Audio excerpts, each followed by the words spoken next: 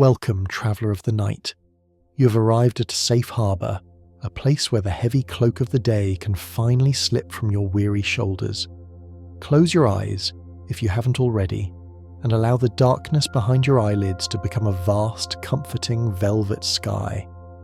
Breathe in slowly, drawing the cool, quiet air deep into the very base of your lungs, and then, with a long, gentle sigh, release it. Feel your chest soften. Feel the muscles in your jaw begin to unclench. You are here, in this exact moment, and there is absolutely nothing else you need to do. Picture yourself resting on a small, gentle boat, floating on an ocean of pure, warm starlight. The water beneath you is calm, moving only in the slowest, most rhythmic of ripples. Each wave that laps against the hull is a whisper, a lullaby coaxing your mind to drift away from the shore of your waking thoughts.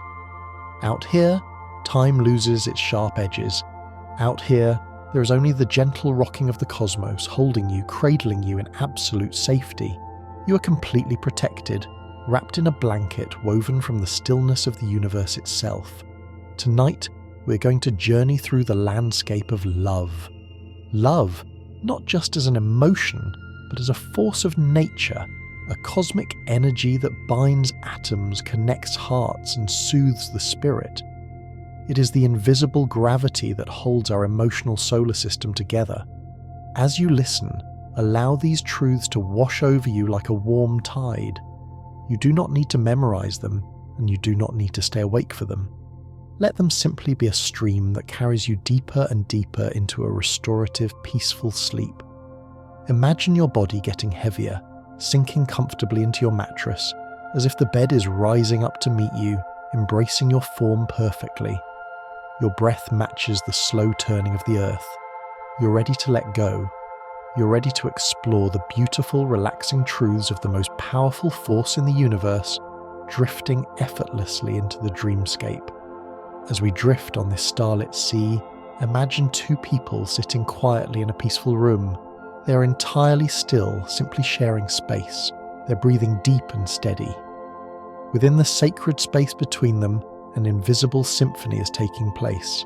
Science has shown us that when two people who love each other sit close or gaze into one another's eyes, their heartbeats naturally begin to synchronize. It is as if the heart, that rhythmic drum of life, seeks out the cadence of the other, adjusting its own tempo until the two beat as one. Visualize the heart as a radiant, glowing ember inside the chest. When love is present, the electromagnetic field generated by the human heart expands outward, reaching beyond the skin. When it encounters the energy field of a loved one, the two fields merge into a harmonious wave. The faster heart slows down, the slower heart gently quickens, finding a middle ground of mutual understanding and peace. This synchronization is not forced. It is an effortless surrender of the body to the presence of safety and adoration. Consider how deeply relaxing it is to know that your body naturally seeks harmony with those you love. In this state of synchronized beating, stress levels plummet. The chaotic rhythms of daily life are smoothed out into a perfect synchronous dance. Even without speaking a word, two bodies communicate a profound message of belonging. As you lay there, imagine your own heartbeat aligning with the slow, steady pulse of the universe, finding its own perfect, relaxed rhythm. From the synchronized beating of the heart, we drift slowly to the way this connection heals the body. Picture a gentle hand reaching out to hold another in a moment of distress. The simple act of holding the hand of someone you love has the power to dramatically reduce the sensation of physical pain. Neurological scans reveal that when lovers touch, the brain's pain matrix quietens, dampened by the sudden surge of safety and connection. Love acts as a natural, powerful anesthetic, a balm that soothes not just the mind, but the physical self. Imagine the feeling of a warm hand enveloping yours. Think of the texture of skin against skin, the gentle pressure of fingers interlacing, creating a lock of absolute security. In that contact, the brain releases a cascade of soothing chemicals, effectively turning down the volume of discomfort. It is an ancient biological response. We are hardwired to find solace in connection, to heal faster when we are tethered to another human being who cares for our well-being. The touch serves as an anchor, grounding the distressed mind and signalling to the nervous system that it is not fighting the battle alone. This healing touch is a reminder of the soft power of presence. You do not need grand gestures to experience relief.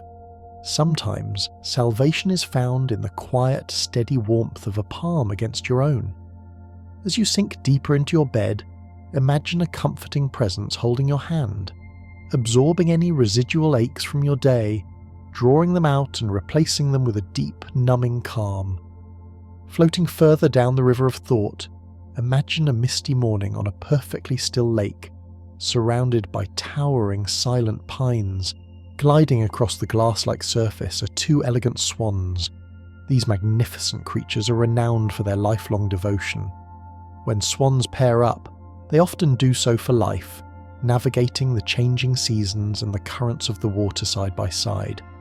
They are living symbols of enduring connection in the natural world, a testament to love's presence in the wild. Picture them as they drift close to one another, their long, graceful necks curving gently to form the shape of a heart between them. This is not just a romantic myth, it is a ritual of bonding, a visual manifestation of their unity. Their white feathers glow softly against the dark, cool water, a beacon of purity and steadfastness. In a world of constant change, the loyalty of the swan offers a profound sense of stability and peace. They build their nest together, protect their young together, and age together, their bond growing stronger with each passing year. There is a profound relaxation in observing the natural world align with the concept of enduring love. It reminds us that devotion is a foundational rhythm of life, as natural as the turning of the leaves or the rising of the sun. Allow the image of these two swans floating effortlessly on the calm water to mirror your own state of mind, graceful, untroubled, and deeply serene. As we watch the swans, we drift inward, beneath the feathers and the skin, into the warm chemistry of the brain. Here, love is governed by a remarkable substance known as oxytocin, often called the cuddle hormone. Imagine oxytocin as a river of liquid gold, flowing through the pathways of your mind, bringing a profound sense of trust, safety, and deep relaxation. It is released during moments of intimacy, when we hug, when we laugh with a loved one, or simply when we feel seen and understood. This golden river washes away the jagged stones of anxiety and fear. When oxytocin floods the system, the body's defense mechanisms lower their shields. Blood pressure drops, breathing deepens, and the mind enters a state of peaceful receptivity. It is the chemical equivalent of being wrapped in the softest, heaviest blanket on a cold winter's night. It tells your primal brain that the world is safe, that the tribe is close, and that you can let your guard down completely. Visualize this warm, golden light spreading from the center of your brain, cascading down your neck, flowing into your shoulders, and dissolving any tension held there. It moves through your chest, your abdomen, and all the way down to the tips of your toes. You're marinating in your body's own natural elixir of love and safety, a biological lullaby that prepares you for the deepest, most restorative sleep. From this internal warmth, we move to the windows of the soul. Picture two people looking at each other across a dimly lit table. As they lock eyes, something extraordinary happens. The pupils of the human eye naturally dilate, growing larger when we look at someone we love. It is a biological response of the autonomic nervous system, an involuntary attempt by the eyes to take in as much of the beloved as possible, to absorb more of their light. Imagine the dark center of the eye expanding, like a night sky opening up to reveal more stars. This dilation is a sign of intense focus and vulnerability. When we love, our bodies literally open up to let the other person in. We drop our visual barriers. This unconscious mirroring often leads the other person's pupils to dilate as well, creating an endless, silent feedback loop of mutual fascination and emotional warmth. It is a quiet conversation happening beneath the level of spoken language. Think of how relaxing it is to be truly seen, to have someone look at you and have their very biology react with desire and tenderness. In the safety of the dark, behind your closed eyelids, imagine your own mind expanding, opening up to absorb the peaceful energy of the universe, just as the pupil expands to absorb the light of love. As the eyes take in the light of the beloved, the mind stores these precious moments, creating a sanctuary of memory. Love has been shown to profoundly affect memory retention, particularly the recall of positive, comforting details.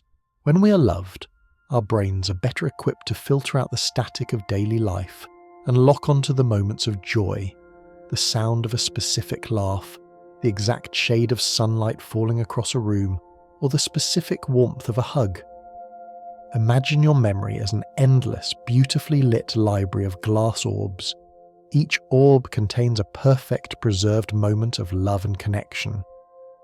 When you walk through this inner library, you can reach out and touch any orb, instantly re-experiencing the warmth and safety of that moment. Love acts as a protective curator for the mind, ensuring that the moments of greatest peace are preserved with the highest fidelity. In a world that often demands our attention for stressful tasks, love anchors our memory to what truly matters. Let your mind wander through this library of warmth.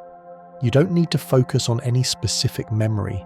Just feel the collective glow of all the kindness, affection, and tenderness you have ever experienced or witnessed. Let the knowledge that your brain holds this vast reservoir of love lull you into an even deeper state of tranquility. From the vault of memories, a soothing signal travels down the longest nerve in the autonomic nervous system, the vagus nerve. This wondrous nerve is the superhighway of relaxation, running from the brainstem all the way down to the abdomen, touching the heart and lungs along the way.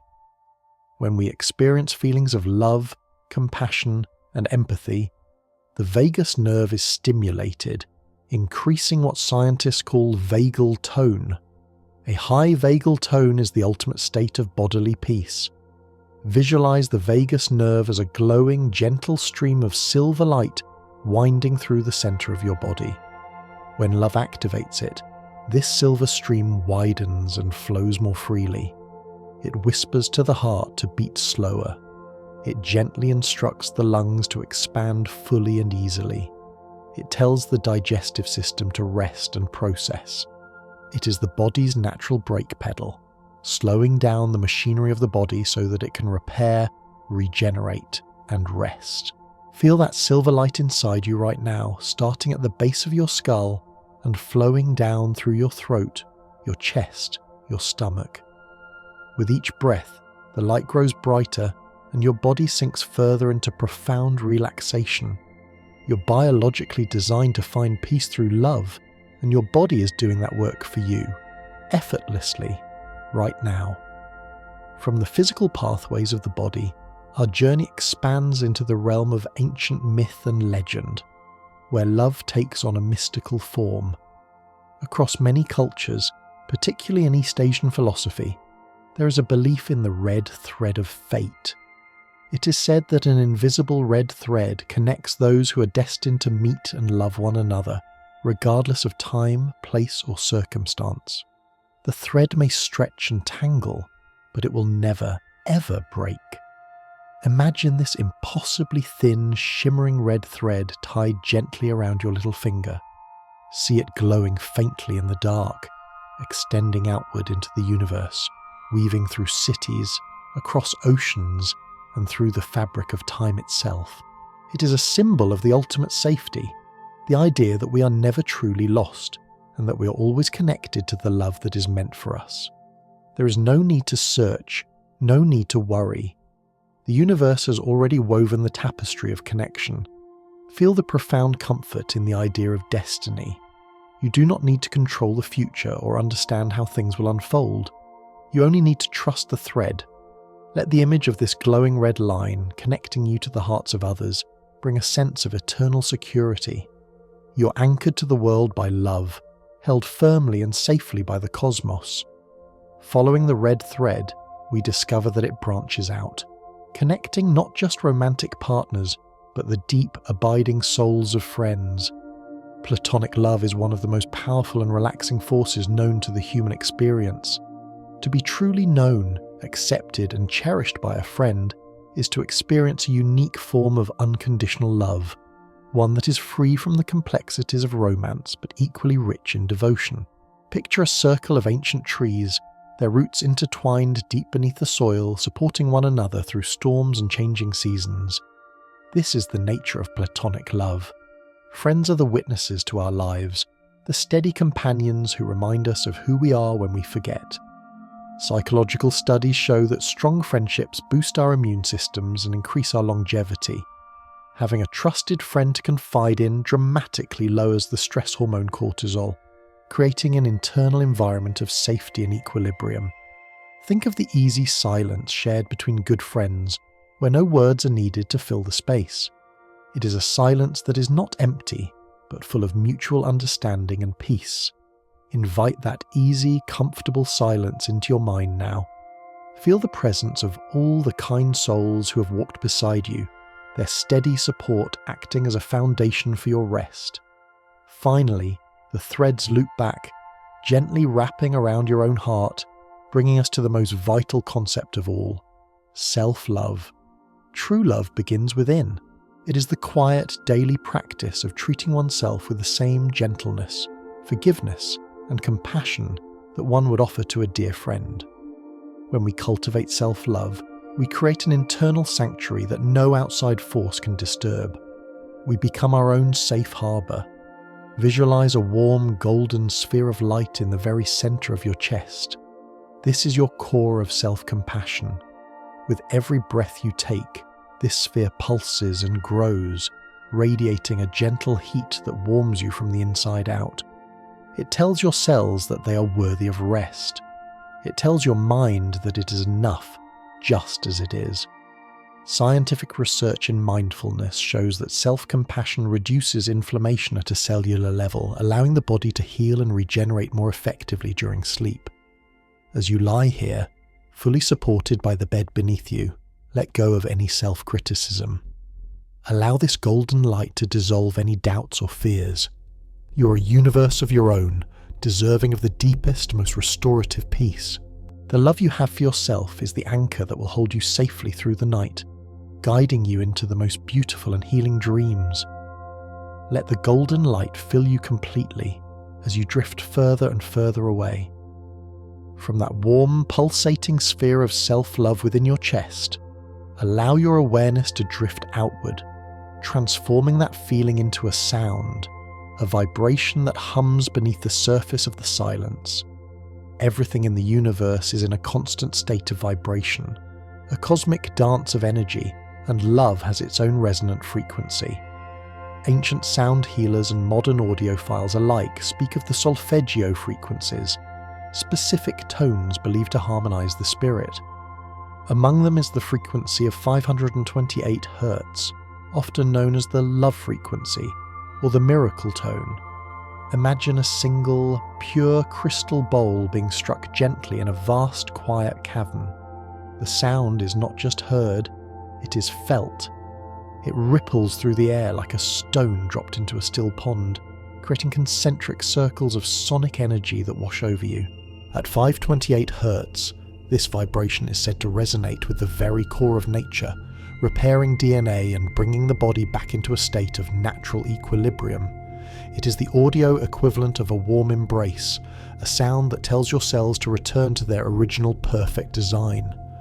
Visualize these sound waves as bands of emerald green light, undulating softly through the room, passing through walls, through blankets, and through your skin. As this frequency travels through the water in your body, for you're mostly water, just like the surface of the planet, it organizes the molecules into beautiful symmetrical patterns. You're being tuned like a fine instrument to the key of love. There is a profound peace in knowing that love is not just a fleeting emotion, but a fundamental pitch of the universe, a song that your body knows how to sing along with, effortlessly falling into harmony with the creation around it. As the resonance of this frequency settles into the earth, we see it stimulating the life that grows from the soil. The connection between love and growth extends into the kingdom of plants, revealing that attention and affection are nutrients just as vital as sunlight and water. Consider the lush, verdant experiments where gardeners speak kindly to their plants, offering words of encouragement and love. These plants, bathed in the vibration of affection, tend to grow faster, stronger, and more vibrant than those left in silence or subjected to harsh noise. Picture a sprawling secret garden at twilight, where the leaves are large, glossy, and deep green. Vines curl affectionately around ancient trellises, and flowers open their petals wide to the moon. Imagine that your breath, slow and steady, carries a nourishment that feeds this garden. The plants can sense the intent of the caretaker. It is a form of bioacoustic communication, a silent acknowledgement that all life is sentient and responsive to the energy of kindness. See yourself walking through this garden, brushing your fingertips against the velvet texture of a sage leaf or the cool, smooth surface of a lily. As you pass, the plants seem to lean in, drawn to the warmth of your presence. This phenomenon reminds us that love is a universal language, understood by the towering oak and the smallest seedling. You are part of this web of life, a gardener of your own reality, capable of encouraging growth simply by offering the gentle, invisible light of your attention. Deep within the biological roots of our own being, a similar, even more profound connection exists, one that defies the separation of bodies. It is a phenomenon known as microchimerism. When a mother carries a child, a majestic biological exchange occurs. Cells from the developing infant cross the placenta and enter the mother's bloodstream, finding homes in her heart, her lungs, and even her brain. These cells do not disappear after birth. They can remain there for decades, living, functioning pieces of another soul woven into the tapestry of the mother. Visualize this as a constellation of tiny glowing stars scattered throughout the inner universe of the body. It creates a physical reality to the poetic idea that we carry those we love inside us. We are literally mosaics of one another. A mother is never truly alone, for she holds the cellular spark of her children within her own rhythm. In turn, the child carries cells from the mother, a biological legacy of protection and origin that persists long after the umbilical cord is cut. Let this truth wrap around you like a heavy, warm quilt. It suggests that separation is an illusion. On a microscopic level, we are intertwined with the ones who gave us life and the ones to whom we give life. There is a deep, resonating comfort in knowing that your body is a sanctuary for these tiny ambassadors of love. You are a vessel of connection, a living library of the people who are part of your lineage. As you breathe in the dark, quiet air, imagine those tiny stars inside you, twinkling softly, a reminder that love is etched into the very architecture of your flesh.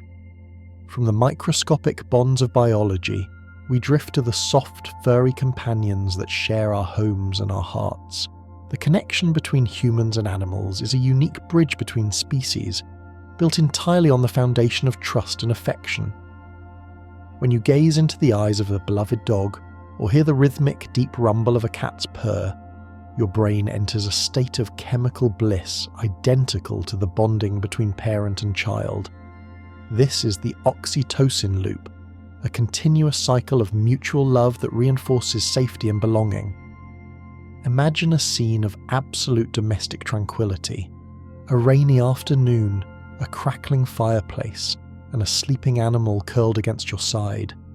Feel the weight of their head resting on your lap, a gesture of complete vulnerability and trust. Picture the texture of their fur, soft, warm, and grounding. As you stroke that fur, moving your hand in a slow, repetitive motion, your heart rate slows to match the leisurely pace of their breathing. The animal asks for nothing but your presence. In a world that demands complexity, their love is beautifully, restfully simple. It is a love without conditions, without judgment, and without words.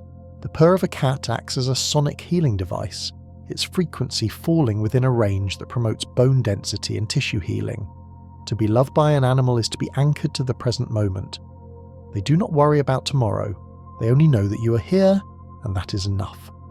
Let that simplicity seep into your mind, washing away the complexities of human worry, leaving only the pure, soft sensation of companionship. This current of companionship flows outward, transforming into action. Love is not merely a feeling to be held, it is a kinetic energy that demands to be given. When we perform an act of kindness or service for another, we experience what psychologists call the helper's high.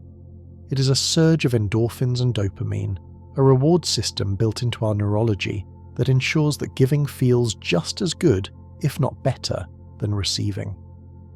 Visualize a fountain in the center of a courtyard, water cascading endlessly from its peak. The water does not deplete. The more it pours out, the more it is replenished from the source deep below. This is the energy of generosity. Imagine the feeling of preparing a warm meal for someone you care about. Smell the aroma of the herbs, see the steam rising from the plate.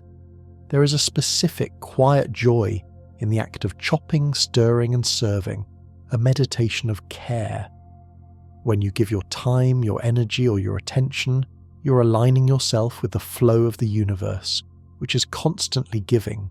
The sun giving light, the clouds giving rain, the trees giving oxygen. This alignment reduces stress and enhances physical longevity. It creates a feedback loop of positivity. As you lie in the stillness, imagine warmth radiating from your hands, a golden energy that represents all the kindness you have ever offered and all the kindness you are yet to give. It flows out of you, only to circle back and fill your own cup, leaving you feeling rich, abundant, and deeply relaxed. As this golden energy of kindness flows between people, it is caught and reflected by a miraculous system in the brain known as mirror neurons. These are the neurological bases of empathy, the reason why we can feel the joy or sadness of another simply by watching them. When you see someone you love smile, the same neurons light up in your brain as if you were smiling yourself. You're biologically wired to reflect the emotional state of those around you, dissolving the barrier between self and other. Imagine standing in a hall of infinite mirrors, but instead of cold glass, these mirrors are made of warm, shimmering light. When a loved one laughs, a ripple of that laughter travels through the mirrors, becoming your own. When they feel peace, that peace is reflected in your own neural pathways. It is a dance of synchronization, a silent duet performed by the brain. This system allows us to catch emotions, to share the burden of sorrow and multiply the weightlessness of joy. Think of how soothing it is to watch someone sleeping peacefully. As you observe their rhythmic breathing and their relaxed features, your mirror neurons begin to mimic that state of rest. You are lulled into tranquility by the tranquility of another. It is a contagion of calm. Allow your mind to conjure the image of a face you love, perfectly at peace, deep in slumber. Feel your own face softening in response, your own eyelids growing heavy as you mirror that profound state of restfulness. Drifting down from the brain, we return to the intelligence of the heart. For centuries, poets claimed the heart was the seat of the soul, and modern neurocardiology suggests they may have been right. The heart contains its own intrinsic nervous system, a complex network of neurons, neurotransmitters, and support cells that function like a small brain. This heart brain can learn, remember, and feel. It sends more information to the cranial brain than the brain sends to the heart. Visualize the heart not just as a pump, but as a radiant sun in the center of your chest, possessing its own wisdom. This intuitive heart creates a powerful electromagnetic field that changes with your emotions. When you're in a state of appreciation or love, the heart's rhythm becomes smooth and ordered, a state called coherence. This coherence sends a signal of safety to the amygdala, the brain's fear center, telling it to stand down. Imagine this communication as a river of light flowing upward from your chest to your head, washing away the frantic thoughts of the day. The heart knows the truth of connection before the mind can even process it. It perceives the world through a lens of feeling. Trust in the intelligence of your heart. It has been beating since before you were born, a steady, reliable drum keeping time for your life. You can surrender the need to overthink and instead drop your awareness down into this warm, rhythmic center. Let the heart take the lead. It knows the way to the ocean of sleep. This intelligence expands outward, reaching for a word that can contain the vastness of its capability. The ancient Greeks, in their wisdom, understood that one word for love was not enough. They had many, including agape, the highest form of love. Agape is selfless, universal love. It is the love for nature, for humanity, for the universe itself. It is a love that asks for nothing in return, a love that simply is, like the light of the sun or the pull of gravity. Picture yourself floating high above the earth, looking down at the blue and white marble drifting in the velvet sea of space. From this vantage point, boundaries disappear. There is only the oneness of the planet, a single, breathing organism. Agape is the feeling of immense tenderness you might feel when looking at a sunset, or the sudden swell of emotion when seeing a crowd of strangers moving together. It is the realization that you are part of something infinitely larger than yourself. There is a tremendous release in this concept. You do not need to earn this love. It is the fundamental fabric of existence. You are suspended in it. Imagine this universal love as a thick, warm mist that covers everything. The mountains, the oceans, the cities, and you. It permeates the walls of your room, wrapping you in a blanket of total acceptance. You are a child of the universe, and you are held by the gravity of its affection, safe, secure, and exactly where you are meant to be. From the ethereal heights of universal love, we descend to the sensory delights of the physical world, specifically the chemistry of taste. Consider the feeling of eating dark chocolate. This indulgence is inextricably linked to love because chocolate contains phenylethylamine, the very same chemical your brain releases when you're falling in love. It also contains tryptophan, a building block of serotonin, the relaxation neurotransmitter. Engage your sense of taste. Imagine a small square of rich, dark chocolate resting on your tongue. It begins to melt slowly, coating your mouth with a texture that is smooth, velvety, and luxurious. As it dissolves, a warmth spreads from your mouth down your throat and into your chest.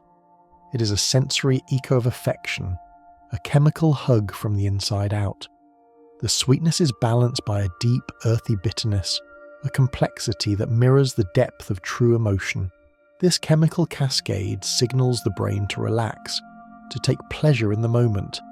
It is a reminder that the world is filled with things designed to bring us joy and comfort. You don't need to consume anything right now to feel it. The brain is powerful enough to simulate the sensation, summon that feeling of melting warmth, the slow, languid pleasure of savouring something delicious. Let that heavy, syrupy relaxation spread through your limbs, making your arms and legs feel pleasantly weighted and soft. Finally, let us drift to the water again, to the playful and tender world of sea otters. These creatures have a habit that is one of the most endearing images in the animal kingdom. When they sleep, floating on their backs in the kelp forests, they hold hands or paws so that they do not drift apart in the current. This behaviour, known as rafting, creates a physical anchor in the moving water. Visualize a calm, cool ocean inlet, protected from the rough waves. The water is a deep, soothing turquoise. You're floating there, weightless, supported entirely by the salt water. Beside you is a loved one, or perhaps a comforting presence of the universe itself. You reach out and clasp hands. The grip is not tight, just secure, a gentle tether. Feel the gentle rise and fall of the ocean swell, lifting you up and setting you down in a hypnotic rhythm. You are drifting, but you're not lost. You're anchored by love. The kelp wraps loosely around your feet, grounding you to the earth below, while the hand in yours keeps you connected to companionship. It is the ultimate image of safe surrender. You can close your eyes and sleep, knowing that you will not drift away into the cold. You are held. You are together. The current of the night is gentle, and it is carrying you, hand in hand, toward the shores of a deep, dreamless peace. Leaving the kelp forests and the gentle rocking cradle of the sea otter's embrace, our journey drifts further south, carried by the currents to the pristine, icy shores of the Antarctic. Here, in a landscape painted in shades of brilliant white and deep sapphire, we witness a ritual of devotion that is as humble as it is profound. Among the bustling colonies of Adelie penguins, love is declared not with grand songs or vibrant displays of feathers, but with a single, perfect stone. Imagine standing on a shoreline where the air is crisp and pure, the kind of cold that wakes up the spirit and cleanses the lungs. You watch a penguin scouring the rocky beach, moving with determined purpose. He's searching for a pebble, but not just any pebble. He's looking for the smoothest, roundest, most beautiful stone in existence. This search can take hours. He inspects one, turning it over with his beak, then discards it to look for another. When he finally finds the perfect specimen, a smooth, geometric token of his affection, he waddles back to his chosen mate and places it gently at her feet. Visualize the texture of that stone. Cold, smooth, polished by centuries of wind and water. It is a solid, tangible offering in a world of shifting ice. If the female accepts the stone, she places it in her nest and they stand together, bowing to one another. This humble pebble becomes the foundation of their home, the first brick in a life built together against the freezing winds. It is a reminder that love often lives in the smallest gestures. It is not always the mountain. Sometimes it is the pebble. As you rest in the warmth of your bed, imagine someone offering you a symbol of perfect care, a small, smooth weight in your hand that signifies you are chosen, you are valued, and you are home. From the icy solidity of the penguin's pebble, we slip back into the temperate turquoise waters, descending into the seagrass meadows where sunlight filters down in dancing shafts of gold. Here, we encounter the delicate, upright forms of seahorses. These ethereal creatures are the ballroom dancers of the ocean. Every single morning, as the sun begins to penetrate the water, bonded pairs of seahorses greet each other with a unique and mesmerizing dance. Picture them changing color as they approach one another, their skin brightening into vibrant shades of orange, yellow, or soft pink, a biological blush of excitement. They begin to circle one another, moving in a slow, vertical waltz that can last for hours. They mirror each other's movements perfectly, spiraling upward through the water column. As they dance, they often link their tails together, creating a connection that prevents them from drifting apart in the current. This morning ritual is not just for courtship, it is a daily reaffirmation of their bond. Before they go about their day of hunting and hiding, they take this time to simply be together, to synchronize their movements and renew their connection. Imagine the peace of that routine, a slow, silent dance in the suspended gravity of the ocean. Feel yourself swaying gently with them, weightless and graceful, tethered to love by a bond that is renewed with every rising sun. There is no rush here, only the gentle sway of the grass and the silent, colourful language of devotion. As we focus on the linking of tails, our attention moves to the human hand, specifically to the fourth finger of the left hand. For thousands of years, civilizations have placed rings on this finger, guided by a beautiful anatomical belief known as the vena amoris, or the vein of love. Ancient Egyptians and later the Romans believed that a single, delicate vein ran directly from this finger, up the arm, and straight into the heart, without branching off to anywhere else in the body. Visualize this vein as a glowing golden thread beneath the skin, a direct highway of connection between the hand, the instrument of action and touch, and the heart, the vessel of emotion.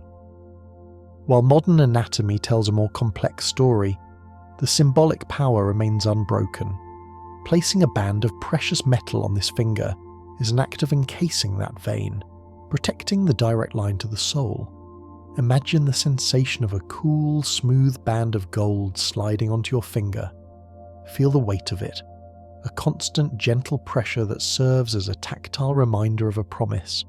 It is a circle with no beginning and no end, resting over the pulse of your love. Every time the heart beats, it sends a rhythm down that golden thread to the hand. As you lie there, feel the pulse in your own fingertips. Feel the throbbing warmth of your own circulation. A rhythmic reminder that your heart is constantly working, constantly beating, sustaining you in a loop of life that is, in itself, an act of self-love. Following the path of the blood, we arrive at the mysterious invisible signals that our bodies send out to the world. Pheromones. Love is not just a visual experience, it is a symphony of scent. Scientific studies on the major histocompatibility complex have shown that we are naturally, biologically attracted to the scent of people whose immune systems are different from our own. It is nature's way of ensuring that life is strong and resilient, but it manifests as a profound comfort in the smell of a loved one. Think of the deep, calming relief of burying your face in the shirt of someone you love. It is not just the smell of laundry, detergent, or perfume. It is a unique, musky signature that your biology recognizes as safe. This scent bypasses the logical brain and goes straight to the limbic system, the ancient emotional center. It can lower stress levels instantly. Imagine a soft, worn sweater that smells faintly of rain, cedar, and warmth. As you inhale, the scent fills your headspace, displacing anxiety. It is the olfactory equivalent of coming home. Your body knows before your mind even speaks that you're with the right person. Breathe in deeply now, through your nose, and imagine drawing in that comforting, grounding essence. Let the memory of the beloved scent wrap around you, soothing your nervous system and telling your guard dogs to sleep. This attraction to scent draws us closer, until we reach the intimate threshold of a kiss. The science of kissing, known as philematology, reveals that this act is far more than a romantic symbol. It is a powerful biological handshake. When lips touch, a massive amount of sensory information is exchanged. The lips are one of the most sensitive parts of the human body, packed with nerve endings that fire signals directly to the brain. Visualize the moment of contact, the softness, the warmth, the sudden quieting of the outside world. In that moment, the brain quiets the noise of anxiety.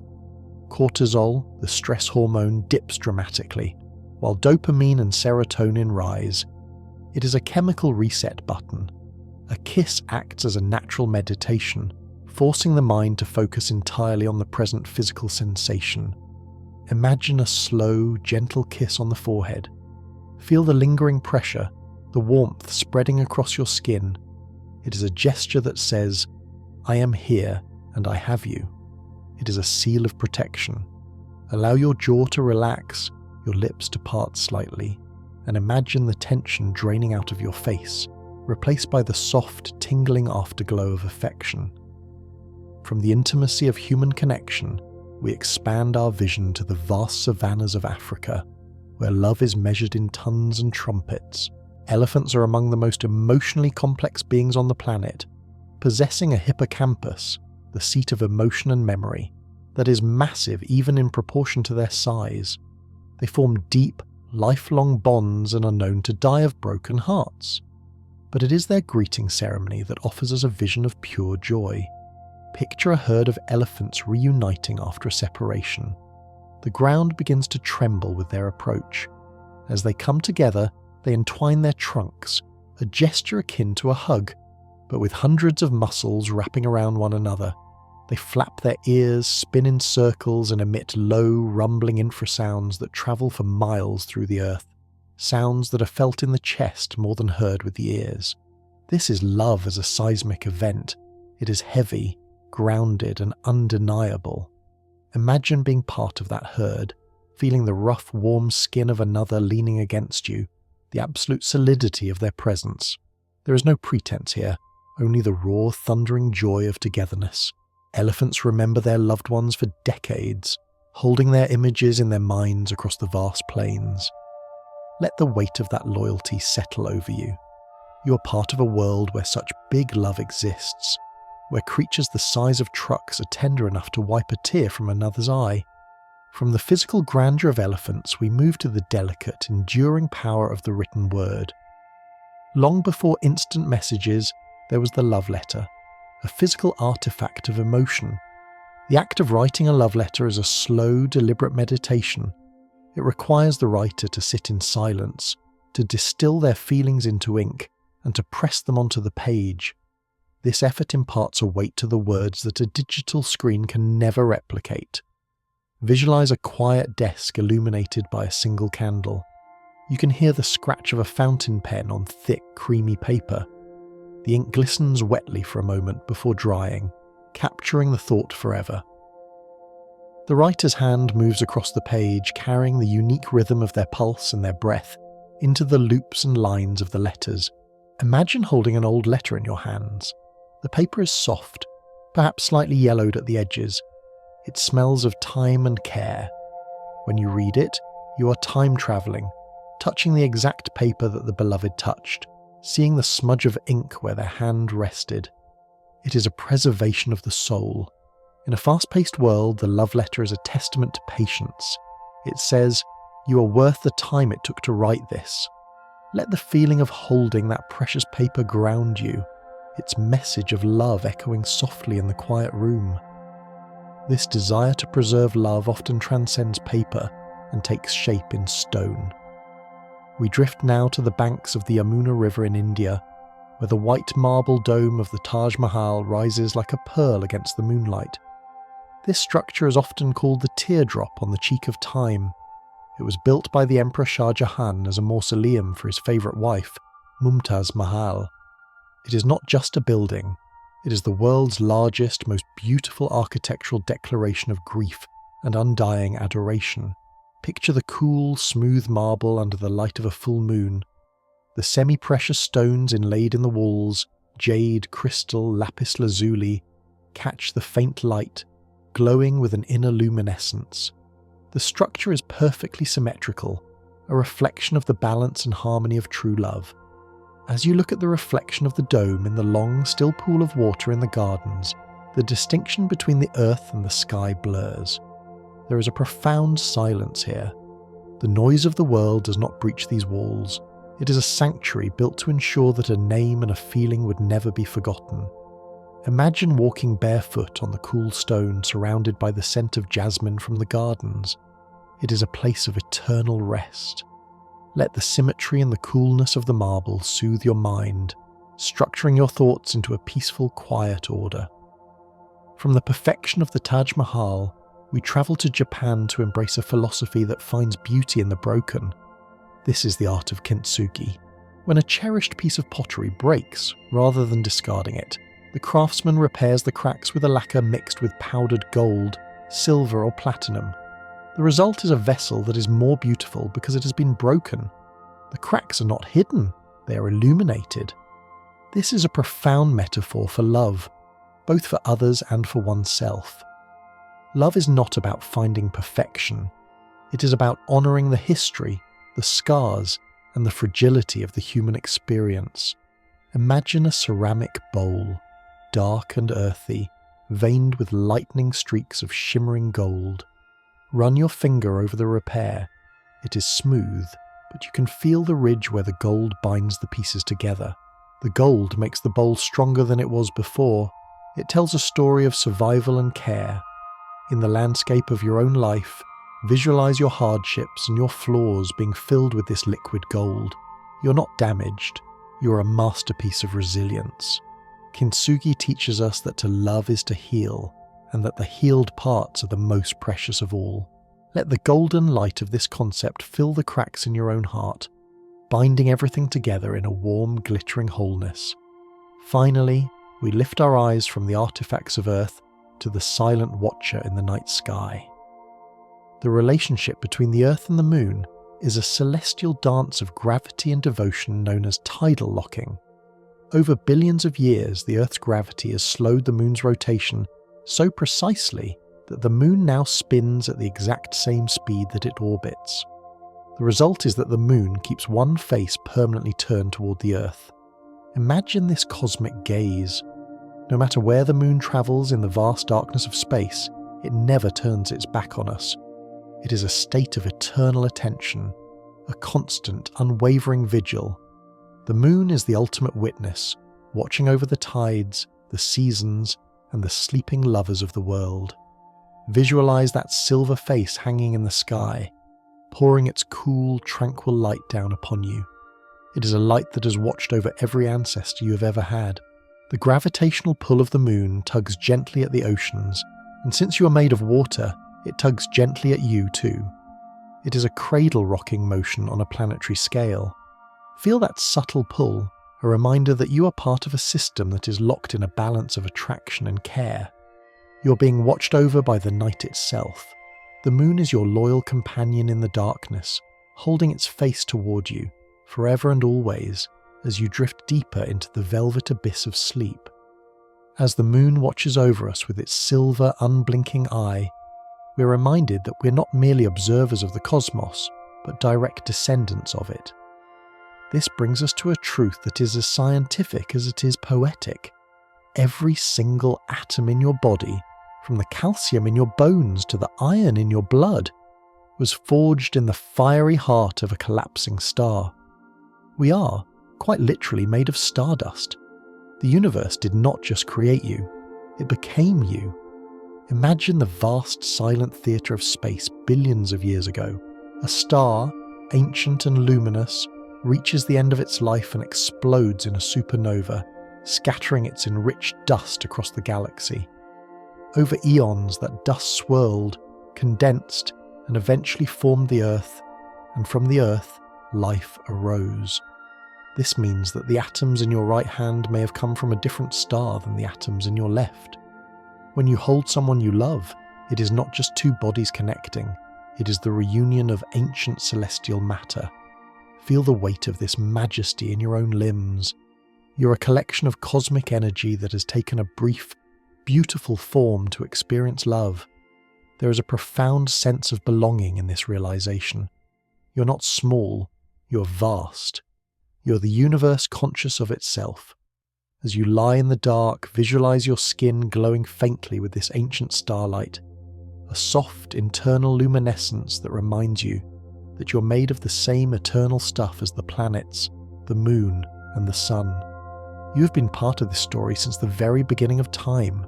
From the macrocosm of the stars, we drift into the mysterious and invisible realm of quantum physics, where the rules of reality bend in favor of connection. Physicists speak of a phenomenon called quantum entanglement, a concept that Einstein famously called spooky action at a distance. It describes a state where two particles become so deeply linked that they share the same existence. Even if you separate them by the width of the entire universe, a change in one instantly affects the other. They are no longer two, they are one system, stretched across space. Visualize two tiny particles of light, shimmering in the void. They dance together, their energies merging, and then they drift apart, travelling to opposite ends of the galaxy. Yet the invisible thread between them never snaps. They remain in perfect communion, defying the laws of time and space. This is the physical blueprint of a soulmate connection. It suggests that at the fundamental level of reality, separation is an illusion. Allow this to soothe any feelings of loneliness. It whispers that we are inextricably linked to the people we love, regardless of physical distance. The love you feel for someone far away is not a memory. It is a live current, a quantum bridge that ignores miles and oceans. Imagine that bridge now, a shimmering, translucent tunnel of light connecting your heart to the hearts of those you cherish. A pathway that remains open and active even while you sleep. You are always, always connected. Leaving the silence of the quantum realm, we descend into the rich, damp earth of the ancient forest to discover a different kind of network. Beneath the forest floor, hidden from our eyes, lies the wood wide web. This is a vast, intricate network of fungal threads known as mycelium that connects the roots of trees to one another. Through this fungal internet, trees communicate and care for each other in ways that are startlingly human. Picture a grove of towering redwoods or ancient oaks, their canopies touching the sky. Underground, their roots are holding hands. When a mother tree, one of the oldest and strongest in the forest, senses that a younger sapling is struggling in the shade, she will send nutrients, carbon and sugar through the mycelium network to feed the little one. She literally pumps life into her kin. Even more touching, trees have been known to keep the stumps of fallen companions alive for centuries, feeding them long after they have lost their leaves, simply because they are part of the family. Imagine lying on the soft, mossy floor of this forest. You can smell the scent of pine needles and damp earth. Beneath you, a slow, steady pulse of generosity is flowing. The forest is not a collection of individuals fighting for survival. It is a cooperative community built on support. Let this image ground you. Just as the earth supports the trees, you are supported by the unseen networks of care in your own life. You can rest your weight fully on the ground, knowing that the world beneath you is woven together with the threads of connection. From the rooted earth, we take flight into the open, windswept expanse of the ocean skies with the wandering albatross. These magnificent birds have the largest wingspan of any living bird, stretching over 11 feet. They are masters of the air, capable of gliding for hours without a single flap of their wings, riding the thermal currents above the rough seas. An albatross can spend years at sea, never touching land, living entirely in the realm of wind and water. But despite their solitary wanderings, the albatross is a creature of profound devotion. They mate for life, and their relationships are among the longest lasting in the animal kingdom. After spending months or even years apart, soaring alone over the vast empty ocean, they return to the exact same spot on a remote island to reunite with their partner. The reunion is a tender, intricate ritual of preening and calling, a celebration of their enduring bond. Visualize the feeling of gliding effortlessly over a deep blue sea, the wind supporting you completely. You are free, untethered, yet you possess an internal compass that always points you home. The albatross teaches us that love can withstand great distance and long silences. It is the promise of return. As you drift in your bed, imagine that you are gliding on those great wings, banking slowly through the clouds, confident in the knowledge that no matter how far you roam in your dreams, there is a safe harbour waiting for you. Deeper still, beneath the waves where the albatross flies, we find the haunting, melodic world of the humpback whale. In the crushing darkness of the deep ocean, sound travels 4 times faster than in air. Whales take advantage of this by singing complex, eerie and beautiful songs that can travel for thousands of miles. These are not simple calls. They are symphonies of groans, moans and high-pitched squeals that can last for hours. Imagine floating suspended in the warm, dark water. All around you, the water vibrates with a low resonant hum. This is the deep sound channel, a layer of the ocean that traps sound waves and allows them to travel across the globe. A whale singing off the coast of a continent can be heard by another whale an ocean away. It is a planetary lullaby. These songs are constantly evolving. When whales from different pods meet, they share their tunes, learning from one another, remixing the melodies like cultural exchanges. It is a form of love expressed through art and communication. Feel the vibration of that deep bass note in your own chest. It is a sound of immense comfort, a reminder that even in the deepest dark there is a song being sung, a signal that says, "I am here." Let the phantom sound of the ocean lull you, the rhythmic rise and fall of the waves matching your breathing. Rising from the depths to the soft, humid air of a summer night, we encounter a spectacle of light, the synchronous fireflies.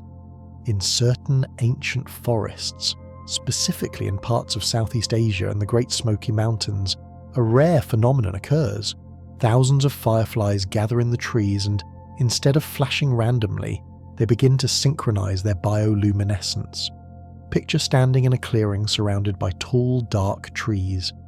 At first, the lights are chaotic, tiny sparks of yellow-green flashing on and off, but slowly a rhythm emerges.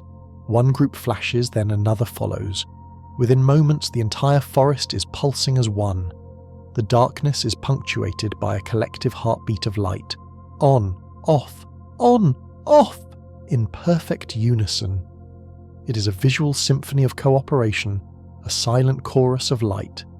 This synchronization is driven by a desire to be seen, to find a mate, but it creates a moment of transcendent beauty. The individual insect becomes part of a greater whole, a living wave of energy.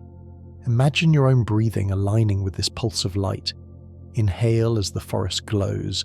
Exhale as it plunges into soft darkness. Inhale, light. Exhale, dark. The rhythm is hypnotic, steady, and utterly peaceful. You are part of the great breathing pulse of the night. From the ephemeral light of the firefly, we move to the enduring warmth of the hearth and the ancient art of knitting. For centuries, the creation of textiles has been an act of love, a way to weave protection for the body. The rhythmic, repetitive motion of knitting, loop, swoop, pull, slide, induces a state of relaxation similar to meditation. It lowers the heart rate and reduces cortisol, earning it the nickname the new yoga. Visualize a pair of hands moving deftly with soft, thick wool. The yarn is a deep, comforting shade of indigo or heather grey. With every stitch, intention is woven into the fabric. To knit a sweater or a blanket for someone is to wrap them in thousands of tiny loops of care. It is a way of saying, I want you to be warm, repeated over and over again thousands of times. Imagine the feeling of being wrapped in a hand-knitted blanket. It is heavy, pressing down on you with a gentle, reassuring weight. The texture is complex, a landscape of cables and knots that traps heat and holds it close to your skin. This is tangible love, love that has weight and texture. Feel yourself cocooned in this warmth, the result of hours of patience and rhythmic movement, protecting you from the chill of the night air. This desire for protection and comfort leads us to the concept of nesting. It is not just a bird's instinct, it is a deeply human biological drive. When we create a sanctuary for sleep, fluffing the pillows, smoothing the sheets, arranging the blankets just so, we're engaging in an act of self-preservation and love. We're building a fortress of softness against the hardness of the world. Think of the sensory pleasure of clean, fresh sheets. Imagine the cool, crisp fabric against your legs as you first slide into bed. There is a specific scent to clean linen, a smell of air and soap that signals purity and rest. As your body warms the bedding, the sheets soften, conforming to your shape. You're creating a microclimate of perfect comfort. This little nest is your personal domain, a space where you are safe to be entirely vulnerable. The outside world stops at the bedroom door. Here, in this nest of cotton and down, you are held. Visualize the bed rising up to meet you, the mattress absorbing your weight, the pillow cradling your head. You have prepared this space for yourself because you deserve rest. It is an act of kindness to your future self, the self that needs to sleep. As we relax into our nests, our faces often soften, sometimes forming what scientists call the Duchenne smile. This is the only true smile, the smile of genuine enjoyment and love. Unlike a polite social smile which only engages the mouth, a Duchenne smile reaches the eyes. It engages the orbicularis oculi muscle, causing those lovely little crinkles at the corners of the eyes. Visualize the face of someone you love when they are truly happy to see you. Their whole face lights up. The eyes narrow slightly, sparkling with warmth. This expression is involuntary. It cannot be faked. It is the body's automatic response to joy and connection. When you see it, your brain registers it as a reward, releasing a flood of dopamine. But even more relaxing is the feeling of that smile on your own face. Imagine a soft, gentle smile spreading across your lips now, not for anyone else, but just for the feeling of it. Feel how it lifts your cheeks, how it relaxes the tension in your forehead. It signals to your nervous system that all is well, you're safe, you're happy. Let that soft internal smile linger as you drift, a physical manifestation of inner peace. Finally, we cast our minds outward again, past the atmosphere, past the moon, to a small golden object drifting in the immense silence of interstellar space. This is the Voyager Golden Record.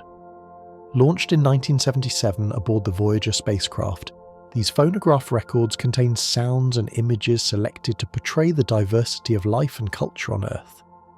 They're a message in a bottle, thrown into the cosmic ocean, intended for whatever, or whoever, might find them millions of years from now. Among the greetings in 55 languages and the music of Bach and Beethoven, there is a recording of a woman's brainwaves. Anne Druyan, the creative director of the project, recorded her electrical brain activity while she thought about the history of Earth, the civilizations we have built, and the profound love she felt for her future husband, Carl Sagan. The sound of her love was encoded onto that gold-plated copper disc. It is now billions of miles away, the farthest human-made object from Earth. Even if humanity were to disappear tomorrow, the electrical signature of one woman's love for one man would still be out there, travelling through the stars, preserving the feeling of affection for eternity. Imagine that golden disc, gleaming in the starlight, drifting silently through the void. It carries the proof that we were here and that we loved. It is the ultimate testament to the endurance of connection. Your own love, your own feelings, are just as significant, radiating out from you like radio waves, joining that great cosmic transmission. You are part of a universe that remembers. As the golden record drifts on its endless journey, let yourself drift with it, weightless, timeless, and carried by the momentum of love into the deepest, quietest sleep. As we watch the golden record drift further into the infinite silence, let us turn our gaze backward, retracing the path of the spacecraft until we see our home as the astronauts see it. This vantage point offers a rare and profound experience known as the overview effect. When space travelers look down at the Earth from orbit, they report an overwhelming cognitive shift. The boundaries of countries, the conflicts of politics, and the separation of cultures vanish.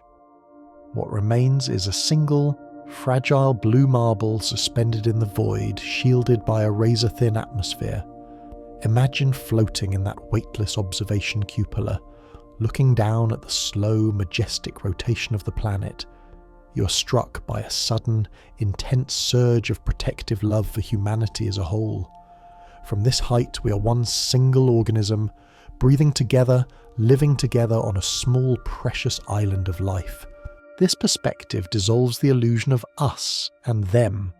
It replaces judgment with a deep, resonant feeling of kinship. Allow your mind to expand to this orbital height, feeling the peace that comes with realizing that everyone you have ever loved and everyone who has ever lived is down there, held safe by the gravity of our shared world. Drifting down from the edge of space, we pass through the delicate, glowing halo of the atmosphere. This thin veil of gas is the medium of our connection, the very breath of life that we all share. There is a beautiful, scientific intimacy in the act of breathing. The air you inhale right now contains molecules that have been breathed by countless generations before you. We're constantly exchanging atoms with the people we love, participating in a vast, invisible cycle of reciprocity. Visualize the air in your room not as empty space, but as a rich, supportive substance, thick with life. When you sleep beside a partner, you're breathing in a rhythm that often synchronizes, sharing the oxygen in a quiet biological communion. It is the most elemental form of sharing. Every breath is a testament to the fact that we are not closed systems. We are open, porous, and connected to the atmosphere that sustains all living things. Let the rhythm of your own breathing become a conscious act of connection, drawing in the peace of the world and exhaling your own calm into the collective air. Carried on this air, as the sun begins to crest the horizon, is one of the most joyous sounds in the natural world, the dawn chorus. Before the rest of the world wakes, birds across the globe begin to sing.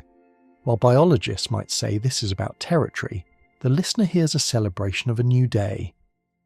But there is a deeper layer of love here. Studies of duetting birds like wrens or magpies show that established pairs will sing complex, synchronized songs to one another, weaving their voices together so tightly that it sounds like a single bird singing. Imagine the cool, grey light of early morning, the world still hushed and dewy. Suddenly a single clear note rings out, followed by another. Then the air fills with a cascading symphony of chirps, trills and melodies. This is the sound of life reassuring itself that it has survived the night. To lie in bed and listen to the dawn chorus is to be serenaded by the planet itself. It is a reminder that you are waking up in a world that is alive, vibrant, and filled with the communication of connection.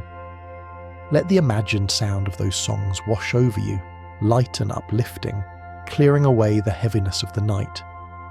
Leaving the trees and diving into the cool, silky waters of the ocean, we find another form of synchronized movement in the relationship between a mother dolphin and her calf. This is the phenomenon of echelon swimming. A newborn dolphin is not yet strong enough to swim long distances on its own, so the mother positions her body in a specific way to create a slipstream. The calf tucks itself beside her flank, and the hydrodynamic forces literally pull the baby along. Visualize this underwater ballet. The water is a deep, crystalline blue. The mother glides effortlessly, and the calf moves in perfect unison beside her, carried by her momentum. The baby does not need to struggle, it simply needs to stay close. This is a powerful metaphor for the supportive nature of love. Sometimes, we are the strong swimmer creating the wake, and sometimes, we are the ones being carried by the current of another's strength. Feel the sensation of being buoyed up, of moving through life with less effort because you are swimming in the slipstream of those who care for you. The water rushes past, but you are held in a pocket of ease and safety. From the fluid grace of the ocean, we travel to the snowy, silent forests of the north to observe the sleeping habits of the wolf pack. Wolves are intensely social animals, centered around a family structure that is remarkably tender. In the bitter cold of winter, when the temperature drops and the wind howls, the pack engages in social sleeping.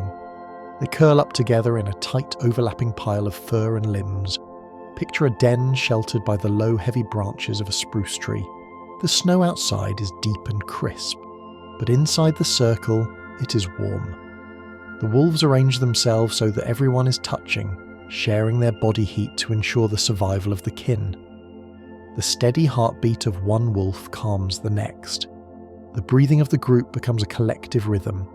There is a primal comfort in this image, the puppy pile. It speaks to our deepest instinctual need for touch and warmth. Imagine the feeling of heavy, soft fur, the smell of pine and cold air, and the radiating heat of a trusted companion against your back. You are protected on all sides. In this huddle, there is no fear, only the drowsy, heavy contentment of the pack, safe against the elements. This instinct to protect the back leads us to a uniquely human expression of the same desire, the sleeping position known as spooning. While it is often seen as merely romantic, it has deep biological roots in our need for safety.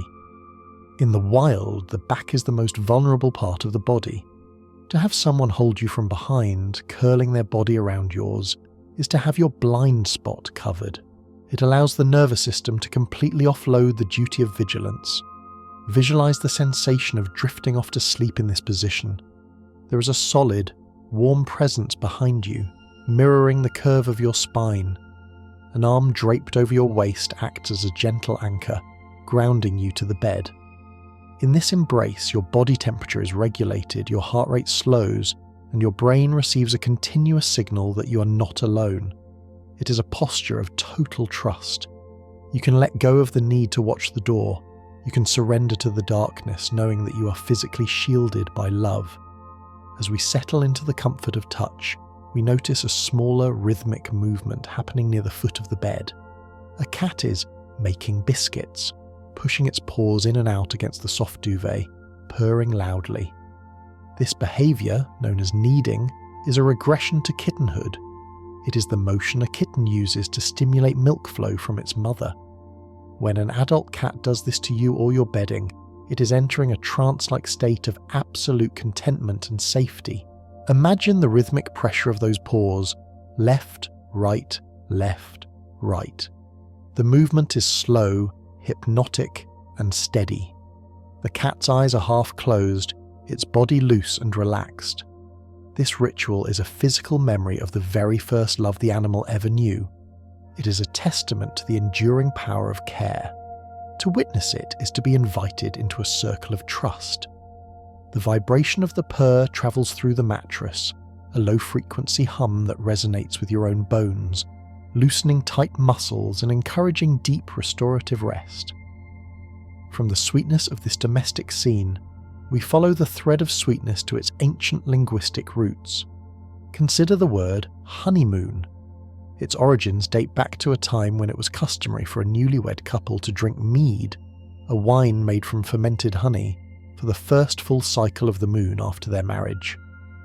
Honey has long been a symbol of love, preservation, and abundance. It is the only food that never spoils. Edible honey has been found in Egyptian tombs thousands of years old. Visualize a jar of golden viscous honey, glowing in the sunlight. It is the distilled essence of thousands of flowers gathered by the tireless work of bees. It represents patience and the accumulation of sweetness over time.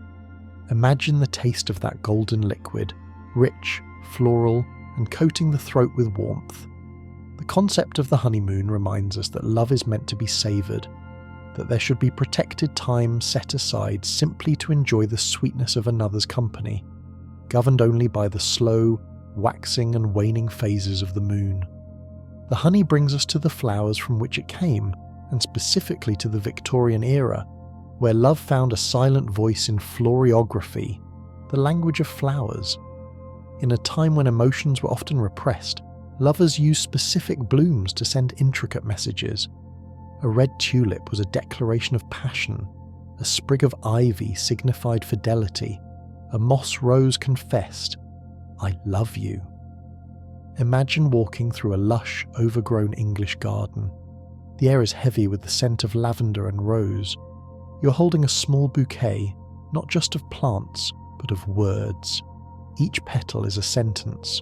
The texture of the lamb's ear leaf is soft as velvet.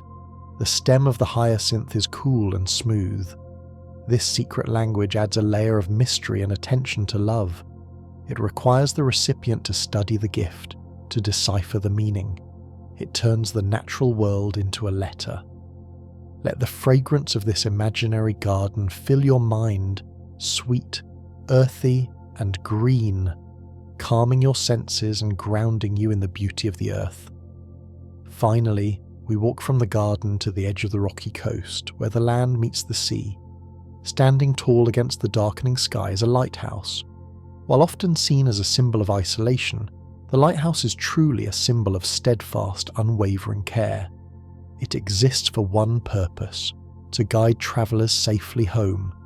It is the architectural embodiment of the phrase, "I will leave the light on for you." Visualize the rhythmic sweep of the great beam cutting through the fog. Flash, darkness, flash, darkness. It is a heartbeat of light. The lighthouse keeper tends the flame not for himself, but for ships he may never see, for strangers navigating the dangerous waters. This is altruistic love, care extended to the unknown. There is a deep comfort in knowing the lighthouse is there. Even in the wildest storm, the light remains constant. It is a fixed point in a chaotic world. Imagine that you are a ship coming into harbour, seeing that warm glow in the distance. You know that the danger is past. You know that someone is watching, keeping the vigil so that you can rest. Let the rhythmic sweep of the light hypnotise you, its steady cadence guiding you into the calm waters of sleep, safe, secure, and watched over.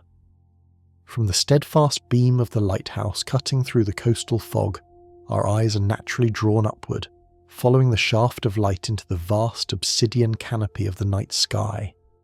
High above, nestled in the constellation of Ursa Minor, sits Polaris, the North Star.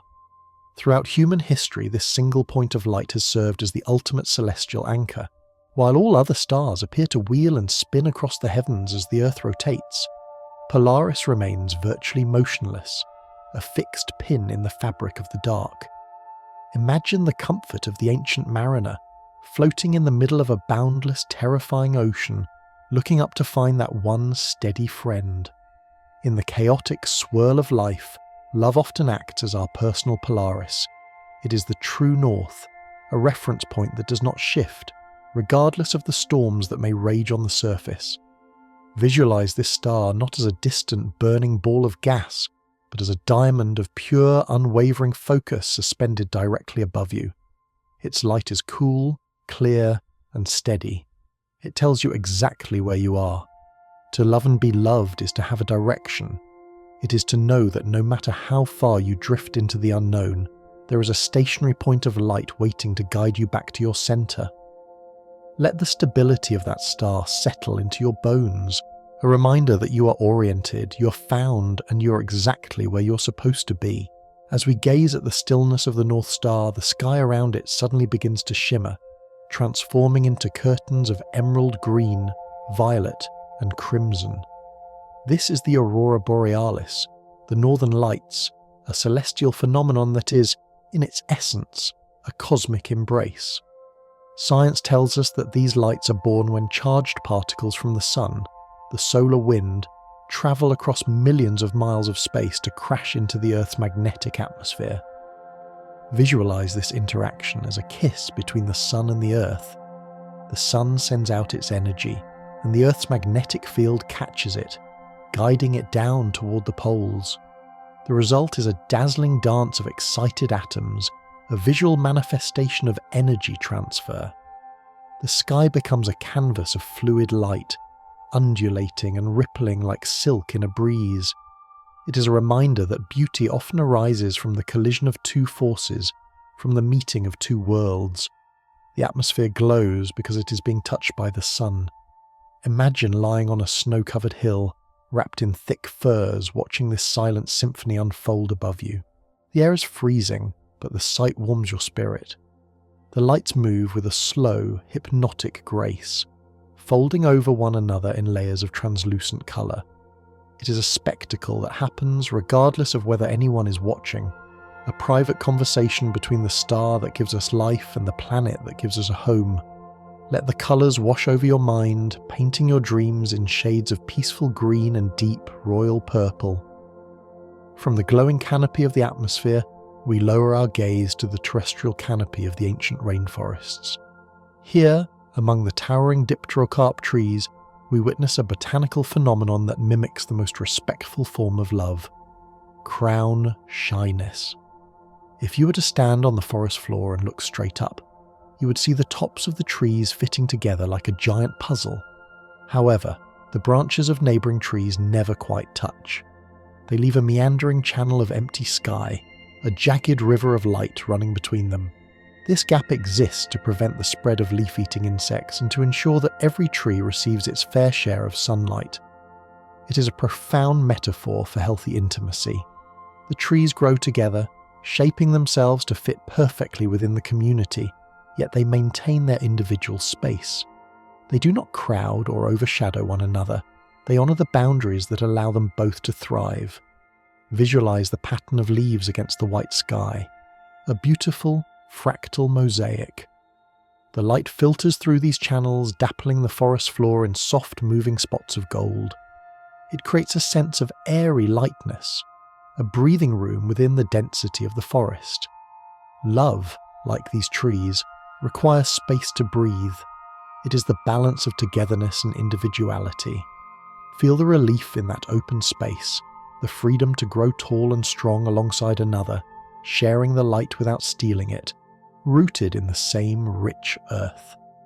Drifting down through the sun-dappled leaves, we find a delicate vine clinging to the bark of a tree, blooming with pale, waxy flowers. This is the vanilla orchid, the source of one of the most universally beloved scents in the world. The aroma of vanilla is inextricably linked to the feeling of comfort and nurturing. In fact, Vanilla shares a complex chemical similarity with breast milk, making it a scent that biologically signals safety, warmth, and maternal care to the human brain. Close your eyes and summon the scent of pure vanilla bean, warm, sweet, creamy, and rich. It is the smell of a kitchen filled with love, of baking cookies, of a home where you are welcome. When we inhale this scent, our stress levels naturally drop. It wraps around the senses like a cashmere shawl. Historically, the Totonac people of Mexico, who first cultivated vanilla, believed it was born from the blood of a goddess who chose to transform into the orchid so she could belong to the earth and her mortal lover forever. Imagine this scent drifting through the air around you, a golden mist of sweetness. It is not cloying, but grounding. It reminds you of the simplest pleasures: warmth, fullness, and care. Let the fragrance settle in your chest, softening any sharp edges of the day, turning your thoughts toward the cozy, the sweet, and the safe. Following the sweet scent of the orchid to the ground, we burrow into the soft, tall grasses of the North American prairies to meet the prairie vole. These small, unassuming creatures possess a biological secret that has fascinated scientists for decades. Unlike 97% of mammals, prairie voles are strictly monogamous. When they find a mate, they bond for life, spending their days grooming each other, huddling for warmth, and raising their young together. This devotion is driven by the density of receptors for oxytocin and vasopressin in their brains. They are literally wired for love. When they are together, their brains flood with a chemical reward that makes the presence of their partner the most addictive and comforting thing in the world. If they are separated, they show signs of what we would call profound longing and depression. Visualize a small, cozy burrow lined with dried grass and soft thistle down. Inside, two small heartbeats are pressed against each other. Outside, the wind may be blowing across the plains, but underground, in the dark, there is only warmth and the scent of the other. It is the ultimate cuddle puddle. There is a deep, primal relaxation in knowing that biology supports faithfulness. We too have these receptors. We are built to find peace in the proximity of our loved ones. Imagine yourself curled up in your own safe haven, the world outside quiet and distant, your only reality, the warmth and softness of the bed that holds you. Emerging from the burrow, we travel to the vibrant forests of New Guinea and Australia to witness an artist at work. The male bowerbird is a creature who understands that love requires effort and an appreciation for beauty. To attract a mate, he does not rely on strength or fighting. Instead, he builds. He constructs an elaborate structure, a bower, made of twigs and grasses, often shaped like a tunnel or a hut. But the structure is only the canvas. The true labour of love is the decoration. The bowerbird is obsessed with the colour blue, a colour that is rare in nature. He will scour the rainforest for anything blue: berries, beetle shells, flowers, or even bits of discarded plastic. He arranges these treasures with meticulous care, constantly curating and reorganizing his collection to create the perfect aesthetic display. If a leaf is out of place, he moves it. Imagine this bird, hopping about with a bright blue feather in his beak, placing it just so, stepping back to admire his work. It is an act of creation, a desire to make a home beautiful for the sake of the beloved. It teaches us that love is an active process of cultivation. We build our lives together, decorating them with shared memories and small treasures. Visualize a collection of beautiful blue objects: sea glass, sapphires, morning glories, laid out in a sunlit clearing. The scene is orderly, artistic, and filled with intention.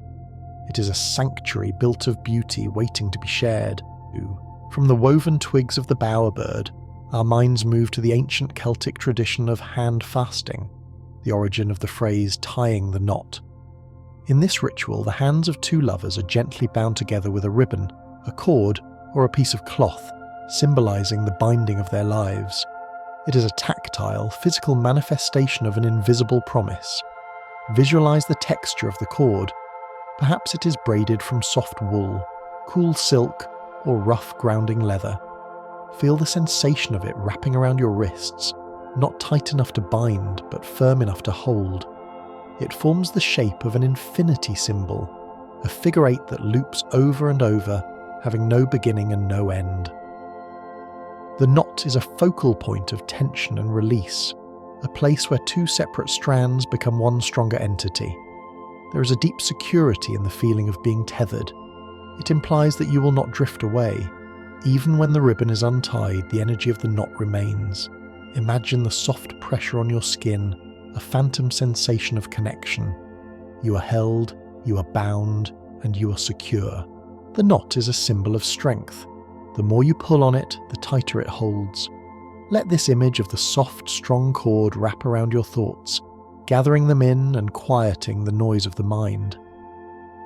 From the soft ribbons of the Celts, we travel to the modern bridges of Paris, Cologne and Seoul, where the ribbon turns to iron and brass. Here, we find the phenomenon of love locks. Lovers from around the world travel to these bridges to attach a padlock to the railing, often inscribed with their names or a date.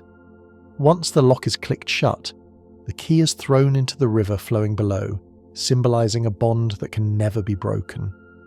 Visualize the weight of the lock in your hand. It is cold, solid and heavy, a condensed object of permanence. Hear the distinct sharp click as the shackle snaps into place. It is a sound of finality, of a decision made. Then watch the small silver key glinting in the sunlight as it arcs through the air and splashes into the water. It sinks into the silt of the riverbed, lost forever to the currents. There are bridges in the world that hold thousands of tons of these locks, a collective monument to human devotion. Think of the sheer mass of that love, so heavy it can threaten the structural integrity of the bridge itself. It is a testament to our desire to make love tangible, to leave a mark that says, "We were here and we mattered." Imagine standing on that bridge, the wind in your hair, knowing that your promise is locked tight, rust-proof and enduring, while the river of time flows endlessly beneath you, unable to wash it away. As the river flows, it carries us to the shores of Portugal and Brazil, where we encounter a word that has no direct translation in English: saudade. This is a concept that describes a deep, emotional state of nostalgic longing for something or someone that one loves. But unlike simple sadness, saudade is a feeling that is cherished. It is the love that remains after the object of love is gone. It is the presence of absence. To feel saudade is to acknowledge that you have loved deeply enough to miss something with your whole soul. It is a bittersweet pleasure, a velvet ache in the chest. Imagine sitting by a window on a rainy afternoon, remembering a specific moment of joy from years ago. The memory is so vivid you can almost touch it. The feeling is not painful, it is rich and full. It proves that the past was real. Visualize this feeling as a warm amber light glowing inside your heart. It connects you to your history. It honors the people and places that shaped you. There is a great relaxation in accepting this longing, in not fighting it but letting it wash over you like a gentle tide. It is the echo of love, reverberating through the canyons of your memory. Embrace the saudade. It is the proof of a life fully lived and a heart fully opened. Finally, as the rain of nostalgia clears, we look to the western horizon to witness the golden hour. In photography and cinematography, this is the brief window of time shortly before sunset, when the daylight is redder and softer than when the sun is higher in the sky. The physics of this love light is simple. The sunlight must travel through a thicker layer of the atmosphere to reach your eyes, scattering the harsh blue light and leaving only the warm gold and orange wavelengths. Everything touched by this light is beautified. Skin looks smoother, landscapes look softer, and the world seems to glow from within. It is nature's own filter, a daily moment of forgiveness, where the harsh edges of reality are blurred into gold. Imagine yourself sitting on a porch or walking on a beach, bathed in this honey-coloured illumination. The heat of the day has passed, replaced by a gentle, tepid warmth. The long shadows stretch out, slowing down the pace of time. The world feels quiet, sacred, and incredibly precious. This light is a caress. It tells you that the day is done, the work is finished, and it is time to rest. Feel the golden light soaking into your skin, warming you, relaxing your muscles, and preparing you for the coming stars. You're golden, you're warm, and you're ready to drift into the night. As the golden light of the setting sun begins to fade, the world undergoes a quiet transformation, yet the memory of that warmth lingers in the fields. Here, among the tall, swaying stalks of the sunflower, we witness a behaviour that mirrors the resilience of human connection. We know that sunflowers exhibit heliotropism, turning their heavy, bright faces to follow the path of the sun across the sky. They are worshippers of the light. But what happens when the clouds roll in? What happens on the grey, rainy days when the sun is hidden? Nature has devised a beautiful solution.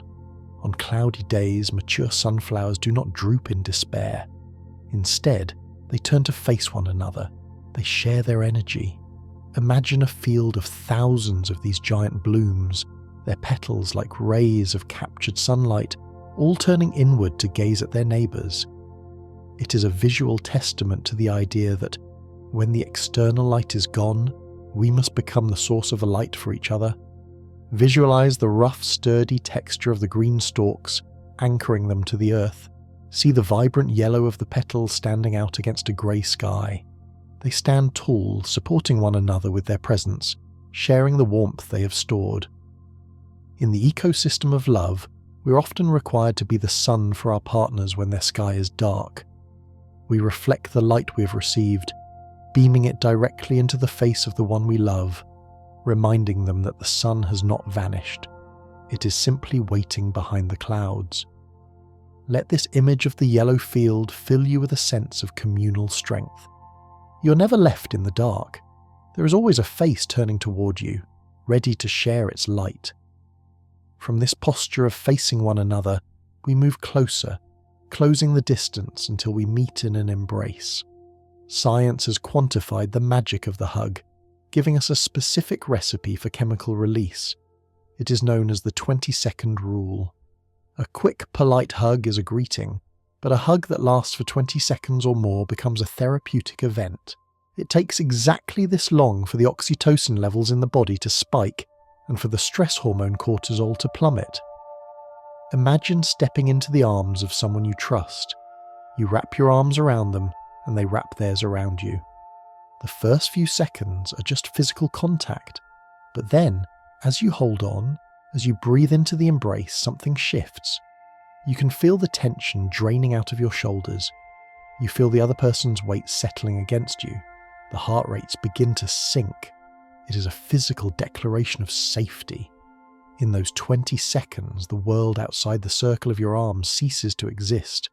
There is only the warmth of the chest against yours, the texture of the fabric under your cheek, the smell of the person's skin. It is a reset button for the nervous system. As you lie in bed, imagine that you're in the middle of one of these long, sustained embraces. Count the seconds slowly in the silence of your mind. 1, 2, 3. Feeling the relaxation deepen with each passing moment until you are completely soft, completely held, and completely at peace. Within the safety of this embrace, a subtle form of artistry begins to take place. Psychologists call this the Michelangelo phenomenon. Just as the great Renaissance sculptor believed that the angel was already inside the block of marble and that his job was merely to chip away the excess stone to set it free, love acts as a sculptor for the human spirit. When we are loved, our partners see the ideal self within us, the person we wish to become, the person we are at our very best. Visualize a studio filled with white dust and morning light. There is a block of rough, unpolished stone standing in the center. Love picks up the chisel, not to break the stone, but to gently smooth the rough edges. Through encouragement, patience, and belief, a partner helps to reveal the masterpiece hidden within the rock. They carve away the self-doubt, the fear, and the hesitation, polishing the surface until the true self shines through. This is not about changing who you are. It is about revealing who you truly are. It is a slow, quiet process of becoming.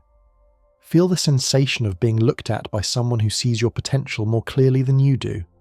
It is a relief to be seen as your higher self. Allow yourself to relax into the hands of the sculptor, knowing that the pressure is gentle and the intention is to bring out your own inherent beauty. You're being shaped by love into a work of art. The concept of beauty born from friction leads us from the marble quarry to the depths of the ocean, where the oyster rests on the sandy floor. Here, we find the creation of the pearl, the ultimate symbol of turning pain into preciousness. A pearl begins as an irritant, a grain of sand or a parasite that enters the oyster's soft, vulnerable shell.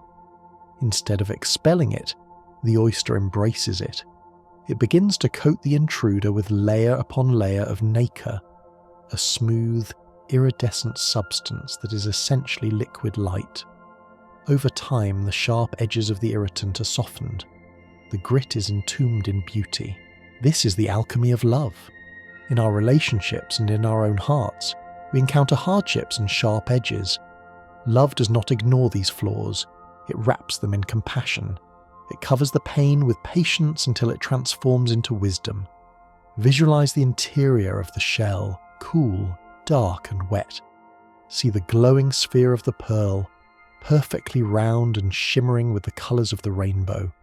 Pinks, silvers, and creams. It is a jewel born of defense, a treasure made from a wound.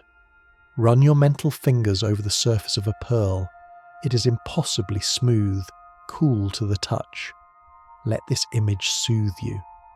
Whatever grit you may be carrying, know that love has the power to wrap it in softness, turning the difficulties of life into a gem of enduring beauty. From the cool waters, we travel to the fires of the hearth and the intricate traditions of the Welsh countryside. Here, the expression of love is carved from the earth itself in the form of the love spoon. Centuries ago, young men would spend the long, dark winter evenings carving a single piece of wood into an elaborate spoon to present to their beloved. This was not a utensil for eating. It was a symbol of their capability, their patience, and their intent to provide. Imagine the smell of fresh wood shavings, oak, cherry, or walnut. Hear the rhythmic scritch of the knife against the grain. The carver would hollow out the bowl, then whittle intricate symbols into the handle, a chain for loyalty, a key for the heart, a wheel for working together. It was a labour of time. Every curve of the wood represented hours of thought directed toward the loved one. To receive a love spoon was to hold a piece of someone's time in your hands. It was a promise carved in timber. Visualize the texture of the polished wood, warm and smooth from being held. Trace the intricate knots with your mind's eye. It is solid, enduring, and organic. It reminds us that love is a craft. It takes time to shape, patience to smooth, and care to preserve. Let the warmth of the wood ground you, connecting you to the slow, deliberate pace of true devotion. The quiet concentration of the carver gives way to the instinctive melodic sounds of the nursery. We turn our attention to the universal language of love known as motherese, or infant-directed speech. Across every culture on Earth, regardless of the language spoken, adults instinctively raise the pitch of their voice, slow down their tempo, and exaggerate their intonation when speaking to a baby. This is not just baby talk. It is a biological instrument of connection. This musical speech creates a unique acoustic envelope that captures the infant's attention and signals absolute safety. The higher pitch mimics the non-threatening sounds of nature, while the rhythmic sing-song quality helps to regulate the baby's heartbeat and breathing. It is a voice stripped of aggression, distilled into pure comfort. Imagine the sound of a soft cooing voice, gently rising and falling like a lullaby. It is a sound that bypasses the logical brain and goes straight to the emotional center, saying, "You are safe, you are loved, I am here." Even as adults, we crave the softness of a kind voice. It acts as a sonic blanket. Let your mind tune into this frequency of gentleness. Imagine the universe whispering to you in this soothing melodic cadence, lulling you into a state of regression where there are no responsibilities, only the comfort of being watched over.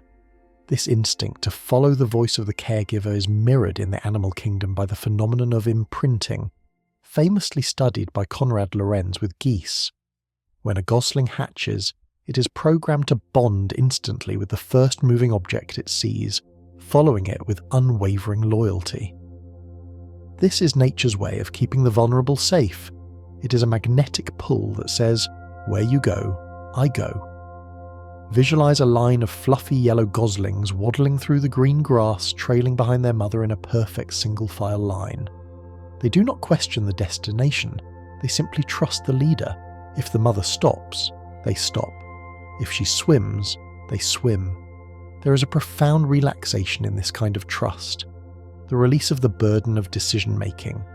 Imagine yourself as part of this natural order, following a path that has already been cleared for you. You do not need to hack through the wilderness, you only need to follow the gentle lead of the force that loves you. Feel the grass underfoot, the sun on your back, and the simple, rhythmic movement of moving in sync with a guide. You are tethered by an invisible string of safety, free to explore the world because you know exactly where your protector is. This tether expands from a single line into a vast, interconnected web in the African philosophy of Ubuntu. This beautiful word is often translated as "I am because we are." It is the belief that a person is a person through other people. My humanity is caught up, bound up, inextricably in yours. A solitary human being is a contradiction in terms. We are made for interdependence. Visualize a village sitting in a circle around a fire. The firelight dances on the faces of the elders, the children and the neighbours. In this circle, your joy is everyone's joy, and your sorrow is everyone's sorrow. You're not a burden to be carried, you're a vital thread in the tapestry. If one thread is pulled, the whole fabric moves. There is a deep existential relief in Ubuntu. It lifts the weight of individualism off your shoulders. You do not have to be everything to yourself. You're part of a greater whole, supported by the community around you, even the community of humanity you have never met. Imagine the warmth of the fire and the strength of the circle. Feel the presence of the human family surrounding you, a buffer against the cold night, reminding you that you belong simply because you exist. The symbol of belonging often takes the form of a ring, and in the fishing villages of Galway, Ireland, this took the shape of the cladder. This unique ring features two hands clasping a heart, surmounted by a crown. The design is a masterclass in visual storytelling. The hands represent friendship, the heart represents love, and the crown represents loyalty. Imagine the cool, smooth metal of silver or gold against your skin. The cladder was traditionally passed down from mother to daughter, a generational talisman of love. But the way it is worn tells a story. If worn on the right hand with the heart facing out, the heart is open. If facing in, the heart is taken. But when moved to the left hand, with the heart facing inward, it signifies that two souls have been joined forever. Visualize the gesture of the hands on the ring, holding the heart gently, not crushing it. It is a balance of holding on and offering support.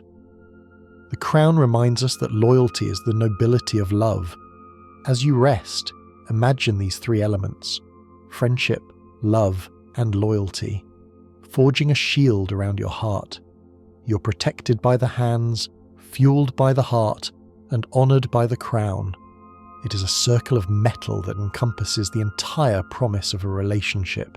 Finally, we turn to the botanical world to witness the miracle of the lotus flower. In Eastern philosophies, the lotus is the supreme symbol of purity and rebirth, and its relationship to the mud is its greatest lesson in love. The lotus roots are buried deep in the thick, murky, stagnant mud of the riverbed. Yet, from this dark, difficult environment, it sends a stalk shooting up through the water, breaking the surface to bloom in pristine, untouched white or pink. The petals of the lotus have a unique structure that repels dirt and water. They emerge from the mud completely unstained. This is a metaphor for unconditional love. It rises from the messy, difficult, muddy parts of life, the arguments, the struggles, the mundanity, and blossoms into something transcendent. It does not deny the mud, it uses the mud as fuel to grow. Visualize the dark, cool water of a quiet pond. See the green lily pads floating on the surface. Then see the lotus bud unfolding petal by petal in the morning light. The flower is luminous, glowing against the dark water. It emits a subtle, sweet fragrance. It is a reminder that beauty and love can thrive anywhere, that they can rise above any circumstance. Imagine yourself as the lotus, rooted and grounded, but floating effortlessly on the surface, opening your heart to the sky, untouched, pure, and radiantly peaceful. From the pristine, floating purity of the lotus, we drift gently to the most iconic bloom in the garden of love, the rose. But beyond its scent and colour, the rose holds a secret written in the language of the universe. If you were to look closely at the centre of a fully opened rose, you would see a spiral that curves inward with perfect mathematical precision. This is the Fibonacci sequence, nature's sacred geometry, where every petal is placed at the golden angle to ensure it receives the maximum amount of sunlight without shadowing its neighbour. Visualize this spiral unfolding in your mind's eye. It is a vortex of velvet softness. Imagine the texture of a single rose petal, cool, silky, and impossibly delicate between your fingertips.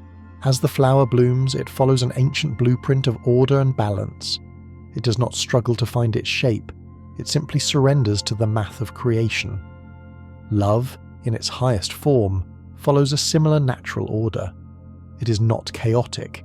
It is a harmonious unfolding, a golden spiral that draws two people inward toward a shared centre. Let the image of that perfect spiralling flower spin slowly in your thoughts, a mandala of soft red or pale pink, lulling you into a state of geometric tranquility. From the silent language of flowers, we move to a language of movement and mystery employed in the parlours of the Victorian era. In a time when spoken words were often restricted, lovers developed the language of the fan. A simple accessory made of silk, lace and ivory became a complex instrument of flirtation and communication. The way a fan was held, opened or fluttered, conveyed messages that were too dangerous to speak aloud. Picture a ballroom filled with the rustle of heavy fabrics and the hum of violins. You're holding a fan made of delicate lace. To rest the fan on the right cheek meant yes. To twirl it in the left hand meant we are being watched. To draw it across the cheek meant I love you. Imagine the sensory details of this silent conversation. The snap of the fan opening, the gentle breeze it creates against your heated skin, the thrill of a secret shared in plain sight. There is a deep intimacy in having a secret language with another person, a code that only the two of you understand. It creates a private world within the public one. As you lie in the stillness, imagine the soft rhythmic sound of a fan swaying back and forth, swish, swish, swish. A metronome of cool air and quiet understanding, fanning away the heat of the day and leaving only the cool breeze of the night. This desire to keep love close, yet hidden, manifested in a unique and hauntingly beautiful piece of jewellery known as the lover's eye. In the late 18th century, it became fashionable for lovers to exchange miniature paintings of just one of their eyes. These tiny, incredibly detailed portraits were set into brooches, rings, or lockets, often surrounded by pearls or gemstones. Because the painting showed only the eye and not the whole face, the identity of the lover remained a secret to the outside world, known only to the wearer. Visualize a small golden locket resting against the warmth of your skin. Inside is a painting of a single eye, gazing out with a look of eternal adoration. It is a disembodied gaze, a symbol of being watched over by love at all times. The eye never blinks, it never looks away. It is a permanent witness to your life. Think of the intimacy of eye contact, distilled down to a precious object you can carry with you. To wear a lover's eye was to carry the gaze of your beloved against your heart. It suggests that love is about seeing and being seen, about a connection that transcends the need for a face or a name. Let the feeling of that steady, loving gaze wash over you. You're the object of a benevolent attention that never wavers, a protective watchfulness that guards you as you sleep. From the miniature artistry of the locket, we expand our vision to the vast, sandy canvas of the ocean floor, where a small creature creates a masterpiece of ephemeral beauty. The male white-spotted pufferfish is the architect of one of nature's most stunning displays of courtship. To attract a mate, he spends days swimming tirelessly along the seabed, using his fins to sculpt the sand into a geometric crop circle, a mandala of ridges and valleys that can measure up to 7 feet across. Visualize the crystal-clear water and the sun filtering down to the white sand. The little fish moves with intense purpose, fluttering his fins to carve perfect symmetrical channels. He decorates the ridges with fragments of shells and coral, placing them with the precision of a jeweler. He does this not for survival, but for beauty. He creates this grand palace in the sand, knowing that the currents will eventually wash it away. This is a lesson in the devotion of the present moment. Love is the act of building something beautiful, even if it is temporary. It is the effort itself that matters. Imagine floating above this underwater sand mandala, admiring the perfection of the circles and the dedication of the artist. The water is calm, the sand is soft, and the rhythm of the ocean gently erases the edges of the sculpture, reminding us to let go, to flow, and to trust that the beauty of the act remains even after the form is gone. Rising from the tropical waters to the frozen landscapes of the Arctic, we encounter a form of affection born from the necessity of warmth. For the Inuit people, and in many cultures of the far north, the traditional kiss is not a touching of lips, but a sharing of breath and scent known as the kunik. In a climate where exposed skin can freeze, and where faces are often covered by fur parkas, the nose and the eyes become the primary points of contact. To perform a kunik, one person presses their nose and upper lip against the cheek or forehead of another and inhales deeply. It is an act of smelling the essence of the person. It is intimate, primal, and incredibly grounding. You're literally breathing in the spirit of the one you love. Imagine the biting cold of the Arctic air sharp and clean in your lungs. Then, imagine the sudden, contrasting warmth of a loved one's face close to yours. You close your eyes and breathe them in, the scent of their skin, the warmth of their blood, the life force that animates them. It is a reminder that we are biological heaters, radiators of life in a cold universe. There is a profound comfort in being smelled, in being recognized by your scent alone. Let this sensation of warm breath and close contact melt any coldness in your own body, leaving you feeling recognized and cherished. From the nose and the breath, we move to the delicate flutter of the eyelashes and the tender gesture known as the butterfly kiss. This is a form of affection often shared between parents and children, or between lovers in moments of quiet playfulness. It involves bringing your face so close to another's that your eyelashes brush against their skin, blinking rapidly to create a soft, tickling sensation. Visualize the extreme proximity required for this. You must be well within the personal space of another, a zone reserved only for those you trust completely. The sensation is lighter than air, a tiny rhythmic sweeping that feels like the wings of a moth or a butterfly grazing your cheek. It is a touch that is barely there, yet impossible to ignore. This gesture relies on the sensitivity of the skin, the body's largest organ of love. It is a reminder that love does not always need to be heavy or intense. It can be whimsical, light, and soft. Imagine 100 tiny, soft wings brushing away your worries, a gentle vibration that brings a smile to your face. It is the physical sensation of a whisper. Let that softness flutter across your mind, smoothing out the furrow in your brow and inviting a sense of playful peace. This softness invites us to journey inward, to the center of the body's energy system.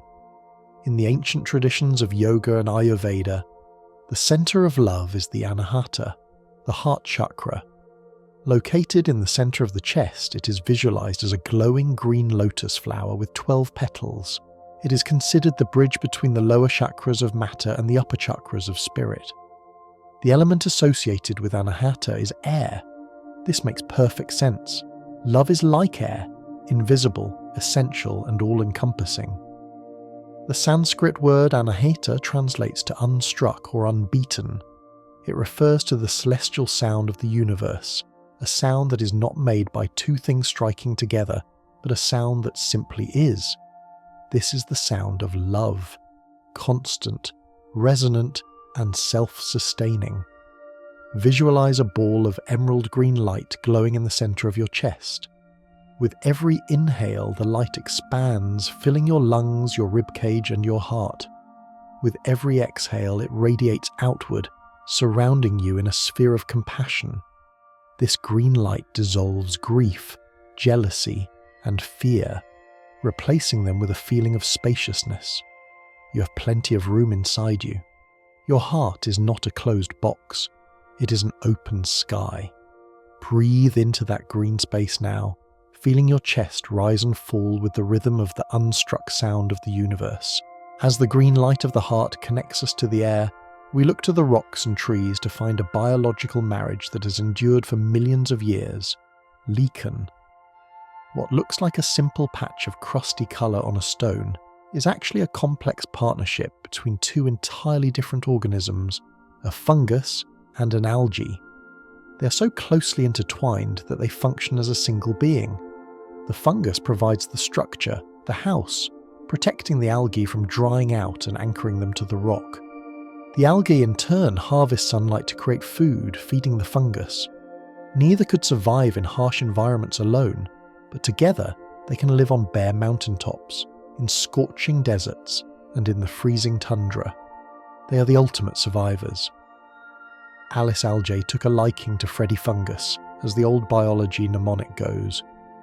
Visualize the rough, textured surface of a granite boulder, softened by a patch of seafoam green or sunset orange lichen. It grows incredibly slowly, sometimes only a millimetre a year. It is a testament to the patience of partnership. It teaches us that reliance on another is not a weakness, but a survival strategy. You're allowed to lean on others. You're allowed to provide shelter while someone else provides nourishment. Let the image of the lichen grounding itself on the rock remind you that you are anchored, supported, and never truly alone in the elements. The endurance of the lichen over centuries brings to mind the endurance of loyalty in the heart of a dog. We travel to Shibuya Station in Tokyo, Japan, to honor the story of Hachiko, the Akita dog who became a global symbol of undying love. Every day, Hachiko would walk to the train station to greet his owner returning from work. But one day, the owner did not return, having passed away suddenly. For the next 9 years, 9 months, and 15 days, Hachiko returned to the exact same spot at the exact same time, waiting for the train. He sat through rain, snow, and the changing of the seasons, watching the passengers disembark, searching for the one face he loved. He never gave up hope. He became a fixture of the station, cared for by the community who were moved by his devotion. Imagine the sounds of the busy station, the whistle of the train, the clatter of footsteps. In the midst of that chaos, see the stillness of the golden brown dog sitting with ears pricked forward, eyes alert. He is a statue of patience. This is love that transcends the physical presence of the beloved. It is love as a vigil. While the story is bittersweet, there is a profound peace in such singular focus. It reminds us that true connection cannot be broken by absence. As you drift, imagine that kind of loyalty guarding you, a steadfast, unmoving presence at the door of your dreams, waiting for you, always there. Finally, we take this focused love of a single being and expand it to encompass the entire world through the practice of metta, or loving kindness meditation. This ancient Buddhist practice is a method of generating benevolence. It begins with the self and ripples outward, like a stone dropped in a still pond. You start by saying silently to yourself, "May I be happy. May I be safe. May I be healthy. May I be at peace." You fill your own cup first. Then, you bring to mind someone you love and you send the same wish to them. Then, you think of a neutral person, a stranger you passed on the street, then a difficult person, and finally, you expand the wish to include all living beings in the universe. Visualize these waves of kindness radiating from your body. They move through the walls of your room, out into the street, across the oceans, and over the mountains. You are a lighthouse of good intention. May all beings be happy. May all beings be at peace. There is a tremendous relaxation in wishing well to others. It releases the tight grip of judgment and anger. It softens the boundaries of the ego. Feel yourself dissolving into this vast ocean of kindness, a warm golden sea where everyone is safe, everyone is loved, and everyone is sleeping under the same blanket of stars. You are the wellspring, and you are the ocean. Sleep now in the peace of that infinite connection, from that boundless ocean of universal kindness, where every being is held in a sphere of golden light. We drift back through the mists of time to the cradle of Western philosophy, to a story that explains why we search for this connection in the first place. In the ancient symposiums of Greece, the philosopher Aristophanes spun a myth about the origin of human nature that haunts us with its beauty to this day. He proposed that long ago humans were not as we are now. We were spherical beings, whole and complete, with 2 faces, 4 arms and 4 legs. We were powerful, rolling across the earth with joyous speed, entirely self-sufficient. But this power threatened the gods, and so, in a moment of cosmic division, we were split in 2. Since that day, the myth tells us, every human soul has been wandering the earth, searching for its missing half. This is the poetic explanation for the ache of loneliness and the profound, clicking relief we feel when we find true love. It is not just meeting a stranger, it is a reunion. Visualize 2 distinct flames slowly moving toward each other in the dark until they merge into a single, taller, brighter fire. The feeling of falling in love is, in this light, a return to wholeness. It suggests that you are not incomplete, but rather that you are part of a greater design waiting to be reassembled. Let this ancient story soothe the parts of you that feel separated. It promises that the geometry of your soul has a matching counterpart, a missing piece that fits the jagged edges of your life perfectly, restoring you to your original spherical perfection. Nature, in its infinite wisdom, often mirrors these myths in physical form. If we leave the ancient marble halls and travel to the quiet, reed-lined banks of a summer pond, we can witness this reunion enacted by the delicate damselfly. These shimmering, iridescent insects with bodies like needles of blue and emerald light perform a mating ritual that creates one of the most recognizable symbols of love in the world. When a pair of damselflies connect, the male clasps the female, and she curves her long, slender abdomen around to meet him.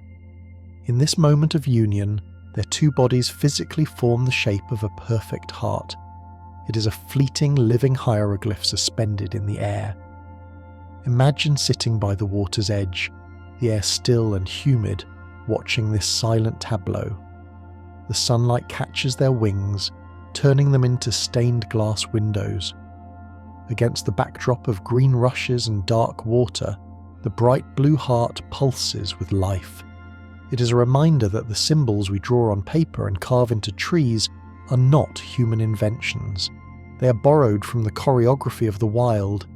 Nature itself dreams in the shape of love.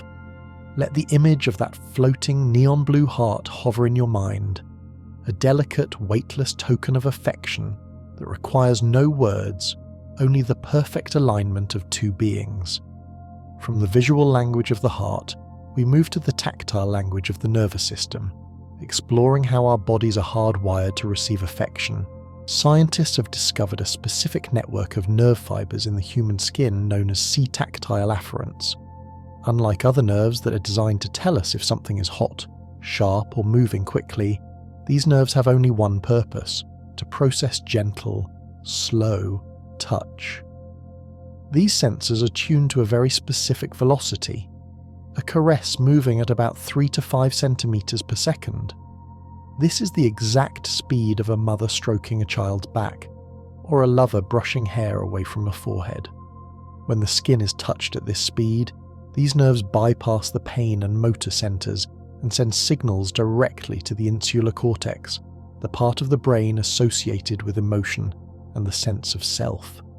Visualize a hand moving slowly, deliberately down your arm. It is a touch that creates a trailing sensation of warmth, a skin hunger being fed. The body interprets this not as data, but as affection. You're biologically designed to be soothed by slowness. In a fast-paced world, your nerves are waiting for the moment when things slow down enough to be felt as love. Imagine that sensation now, a phantom hand stroking your shoulder with infinite patience, calming the electrical storms of your nervous system and telling your body that it is safe to power down. High above the ground where we rest, in the dense, misty canopies of the Southeast Asian rainforests, the gibbon monkeys have turned this connection into a song. Gibbons are among the few primates that form monogamous, long-term pair bonds, and they strengthen this bond every morning with a great call. This is a complex duet sung between the male and female, a vocal performance that echoes for miles through the jungle. The song is not improvised. It is a coordinated, rhythmic ritual. The female begins, and the male answers, their voices weaving in and out of each other, rising in pitch and intensity. If a couple is separated, or if a new pair is forming, they must practice to get the rhythm right. The strength of their relationship is audible in the synchronization of their song. Imagine lying in a hammock suspended in the trees, surrounded by the deep green twilight of the forest. Suddenly the air is filled with these haunting melodic whoops, a song of "we are here and we are together." It is a declaration of territory, but also a celebration of partnership. It is the sound of two distinct voices learning to make one harmony. Let the imaginary sound of that distant, wild duet vibrate through the leaves, a reminder that love is a song that we learn to sing together, practicing until the timing is perfect. While the gibbons sing their love to the wind, humans have long sought to etch their love into something more permanent. We return to the forest floor, to the smooth grey bark of a beech tree or the pale trunk of an aspen. Here we find the ancient tradition of the arbor glyph, the carving of initials or names into a living tree. While modern conservationists advise against it, the history of this act is deeply touching. It is a desire to make a mark that grows. When a lover carves a heart into a tree, the tree does not reject the wound. Instead, it heals over it. The bark swells and rolls around the letters, preserving them. As the tree grows, the carving does not disappear. It expands. A tiny heart carved 50 years ago becomes a massive, stretched testament to endurance today. The love becomes part of the tree's anatomy, protected by the cork and the wood. Visualize running your fingers over the rough raised ridges of an old carving.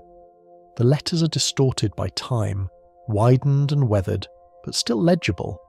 It is a collaboration between human intent and natural growth. It implies that love is a living thing, something that changes shape and size over the years but remains rooted in the same place. Imagine your own name written there, held by the tree, growing slowly and silently through the seasons, guarded by the silent sentinel of the woods. This concept of love that grows and weathers over time brings us to the ancient Greek concept of pragma. The Greeks had many words for love, but pragma is the mature, realistic love that develops over a long period. It is not the fiery spark of new romance. It is the glowing, steady coals of a fire that has been burning for decades. It is the love of grandparents, the love that has survived compromise, patience, and tolerance. Pragma is the feeling of absolute comfort. It is the ability to sit in a room with someone for hours without needing to speak and feeling entirely understood. It is a love that is worn smooth like a river stone. Imagine an old leather armchair, soft, creased and perfectly moulded to the shape of the one who sits in it. Pragma is that chair. It doesn't ask for performance, it offers support. Visualize two pairs of hands, wrinkled and spotted with age, clasping each other. They know the map of each other's skin perfectly. There is no anxiety here, only the profound relaxation of history. Pragma teaches us that the goal of love is not just the thrill of the beginning, but the deep, abiding peace of the duration. Let yourself sink into that feeling of being known, of being an open book that has been read and cherished 1,000 times. From the wise, aged love of humans, we look to the intuitive, chemical love of the dog. We have spoken of their loyalty, but let us look closer, specifically at the eyes. When a dog and its human gaze into each other's eyes, a biological miracle occurs that is unique between species. Both the human and the dog release a surge of oxytocin, the bonding hormone usually reserved for parents and infants. This is not a one-way street. It is a continuous feedback loop. The more you look at the dog, the more oxytocin you both produce, and the more love you feel. It is a gaze that literally changes your chemistry. Dogs are the only non-primate animals that will look a human in the eye to seek information and comfort. Imagine sitting on a soft rug, the house quiet. Your dog approaches and rests its chin on your knee. You look down into those deep liquid pools of brown or amber. There is no judgment in that gaze, no expectation, no complexity. It is a look of pure, distilled adoration. You can feel the warmth spreading through your chest, a physical softening of the heart muscle. It is a silent communication that says, "You are my whole world." Allow that unconditional gaze to wash over you, dissolving the need to be anything other than exactly who you are right now. This rhythm of connection takes us back to the very beginning, to the first sound you ever heard. Long before you saw a face or heard a voice, you felt a rhythm. Floating in the warm, dark sanctuary of the womb, you were bathed in the steady, rhythmic thud of your mother's heartbeat. This sound, beating at roughly 60 to 80 beats per minute, was your entire universe. It was the sound of life, of food, of safety. This is why, as adults, we are instinctively soothed by a steady drum beat, the ticking of a clock, or the sound of waves. Our brains associate that specific tempo with the ultimate state of protection. When we hold a sleeping baby against our chest, or when we lay our head on a partner's chest, we are recreating that primal environment. Visualize yourself curling up, making yourself small. Imagine a giant, warm presence surrounding you. You hear the deep, resonant thump, thump, thump, thump. It is a sound that vibrates through the fluid of your cells. It blocks out the chaos of the outside world. There is nothing to do but drift in time with that beat. It is the metronome of existence. Let the rhythm of your own heart slow down to match it, returning to the deep, dreamless sleep of the beginning. Emerging from the internal world to the external expression of spirit, we travel to the mist-shrouded islands of New Zealand to witness the Maori greeting known as the hongi. This is far more than a handshake or a kiss. In this traditional greeting, two people press their noses and foreheads together and inhale at the same time. In Maori culture, the breath is the ha, the breath of life. When you perform the hongi, you're not just greeting someone, you're exchanging the breath of life with them. You're intermingling your souls. For that moment, you're no longer two separate beings, but one bonded entity. It is a gesture of profound equality and respect. Imagine the intimacy of this act. The forehead is a place of mental energy, the third eye. To touch foreheads is to share minds. To breathe the same air is to share spirit. Close your eyes and imagine the gentle pressure of another forehead against yours, the warmth of shared breath. It is a grounding connection, solid and real. It strips away the social masks and leaves only the essence of the human spirit, connected and shared in the quiet space between two faces. Finally, we let our focus drift down to the hands, to the simple, unconscious geometry of interlocking fingers. There is a specific physical satisfaction in this gesture that goes beyond sentiment. The human hand is shaped with valleys and ridges, the spaces between the fingers waiting to be filled. When you lace your fingers with someone else's, the fit is often surprisingly perfect, like two gears clicking into place. This gesture maximizes the surface area of skin-to-skin contact.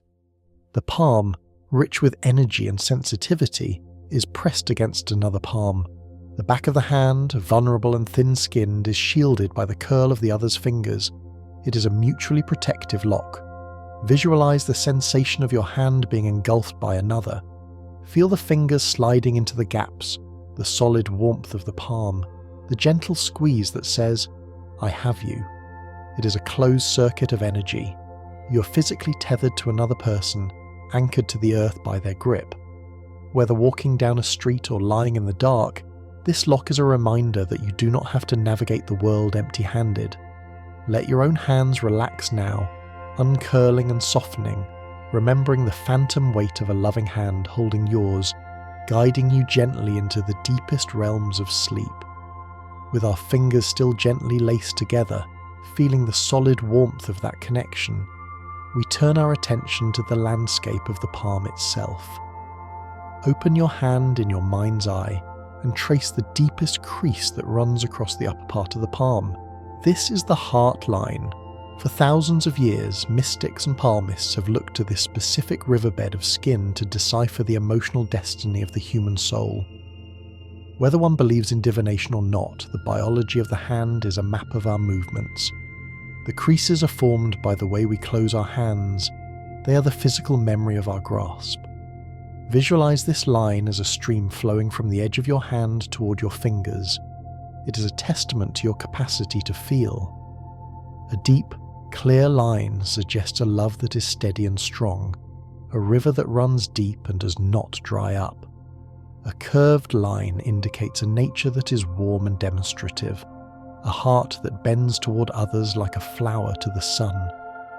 Faint, feathery lines speak of a delicate, sensitive love, one that feels every ripple in the water. There is a profound relaxation in studying the geography of your own hand. It is a landscape you carry with you always. Think of the thousands of times this hand has opened to give or closed to hold. Every time you make a fist, you deepen that line. Every time you reach out, you stretch it. The story of your love is physically etched into your flesh, deepening with every year of your life.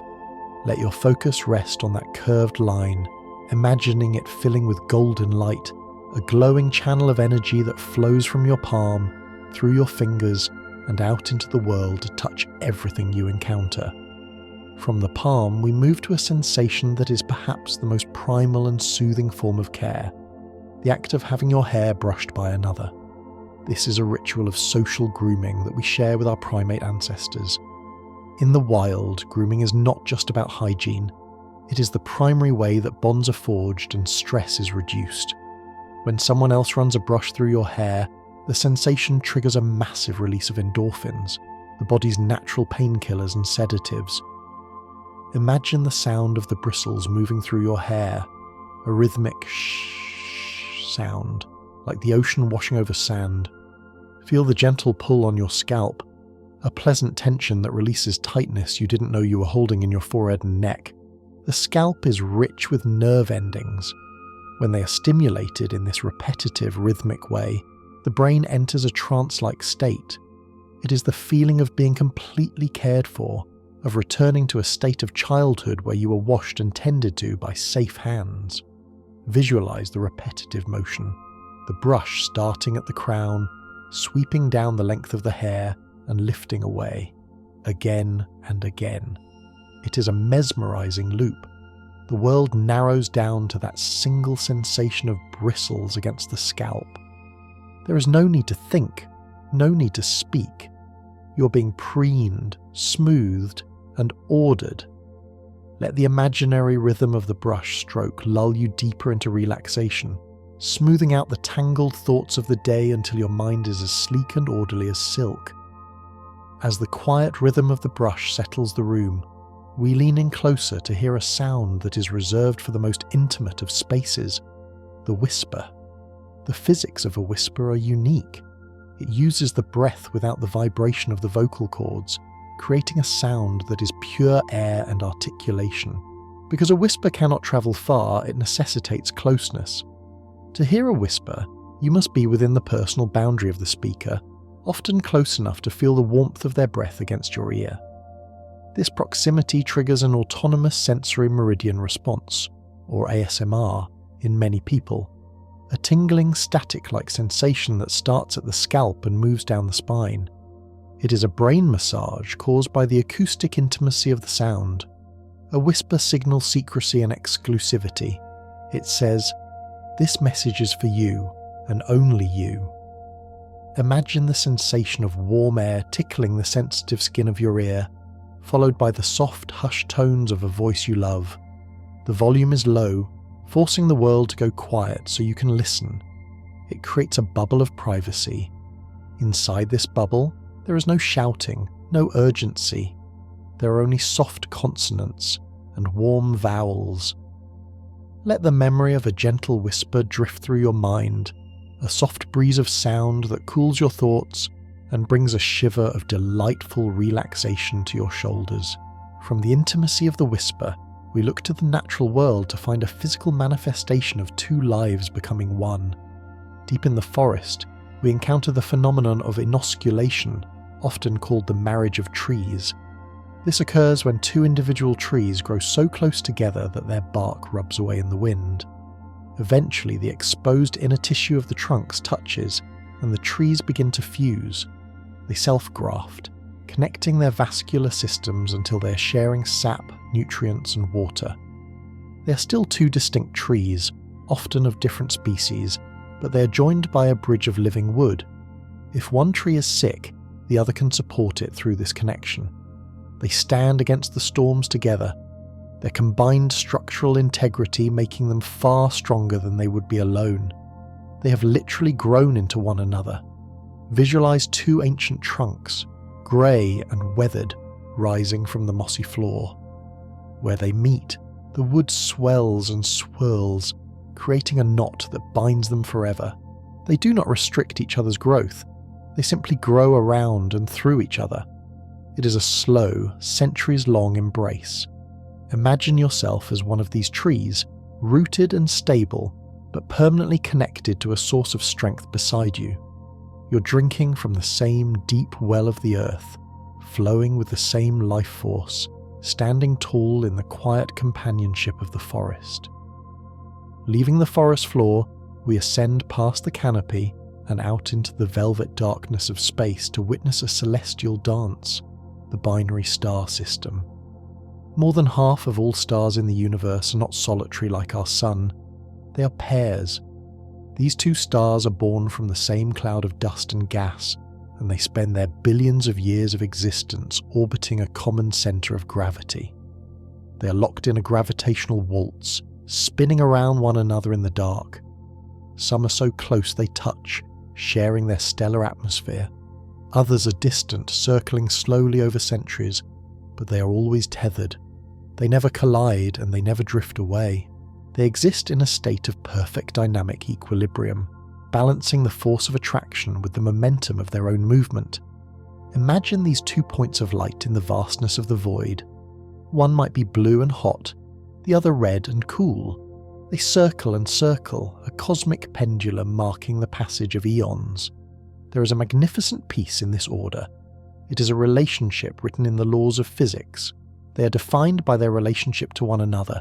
As you lie in the dark, imagine you are part of this celestial pair, held in place by a force that is invisible but unbreakable, spinning effortlessly through the dreamscape, forever accompanied by your other half.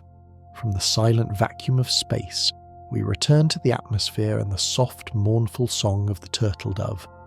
For millennia, these birds have been symbols of devoted love, and for good reason. Turtle doves form strong, affectionate pair bonds. But it is their sound that captures the essence of a peaceful home. The call of the turtle dove is a soft, purring tur-tur, a sound that is low frequency and incredibly soothing to the human ear. This sound is often part of the background of a quiet summer afternoon. It is not a jarring call, it is a lullaby. The doves sit side by side on a branch, their soft grey-brown feathers touching, often preening one another's faces with gentle beaks. Their plumage is the colour of dawn, soft greys, rosy pinks on the chest, and a ring of black around the neck. Visualise the softness of that grey feather. Imagine the vibrating purr of their call echoing through a quiet garden. It is a sound that speaks of contentment, of having nowhere else to go and nothing else to do but sit beside the one you love. It is the acoustic equivalent of a soft blanket. Let that gentle rhythmic cooing inhabit your mind, drowning out the sharper noises of the world and replacing them with the soft, feathered silence of peace. From the garden, we step out into a grey, rainy city street to find shelter under the shared umbrella. There is a specific cosy physics to sharing an umbrella. The dome of nylon creates a small mobile room, a dry sanctuary in the midst of a downpour. The sound of the rain drumming on the taut fabric above, tap, tap, tap, is loud, but it emphasises the silence and dryness underneath. To fit two people under one umbrella requires coordination. You must walk in step. You must stand close, often arm in arm, to keep out the wet. The air inside the umbrella becomes slightly warmer than the air outside. It smells of rain on pavement, of ozone, and of the damp wool of coats.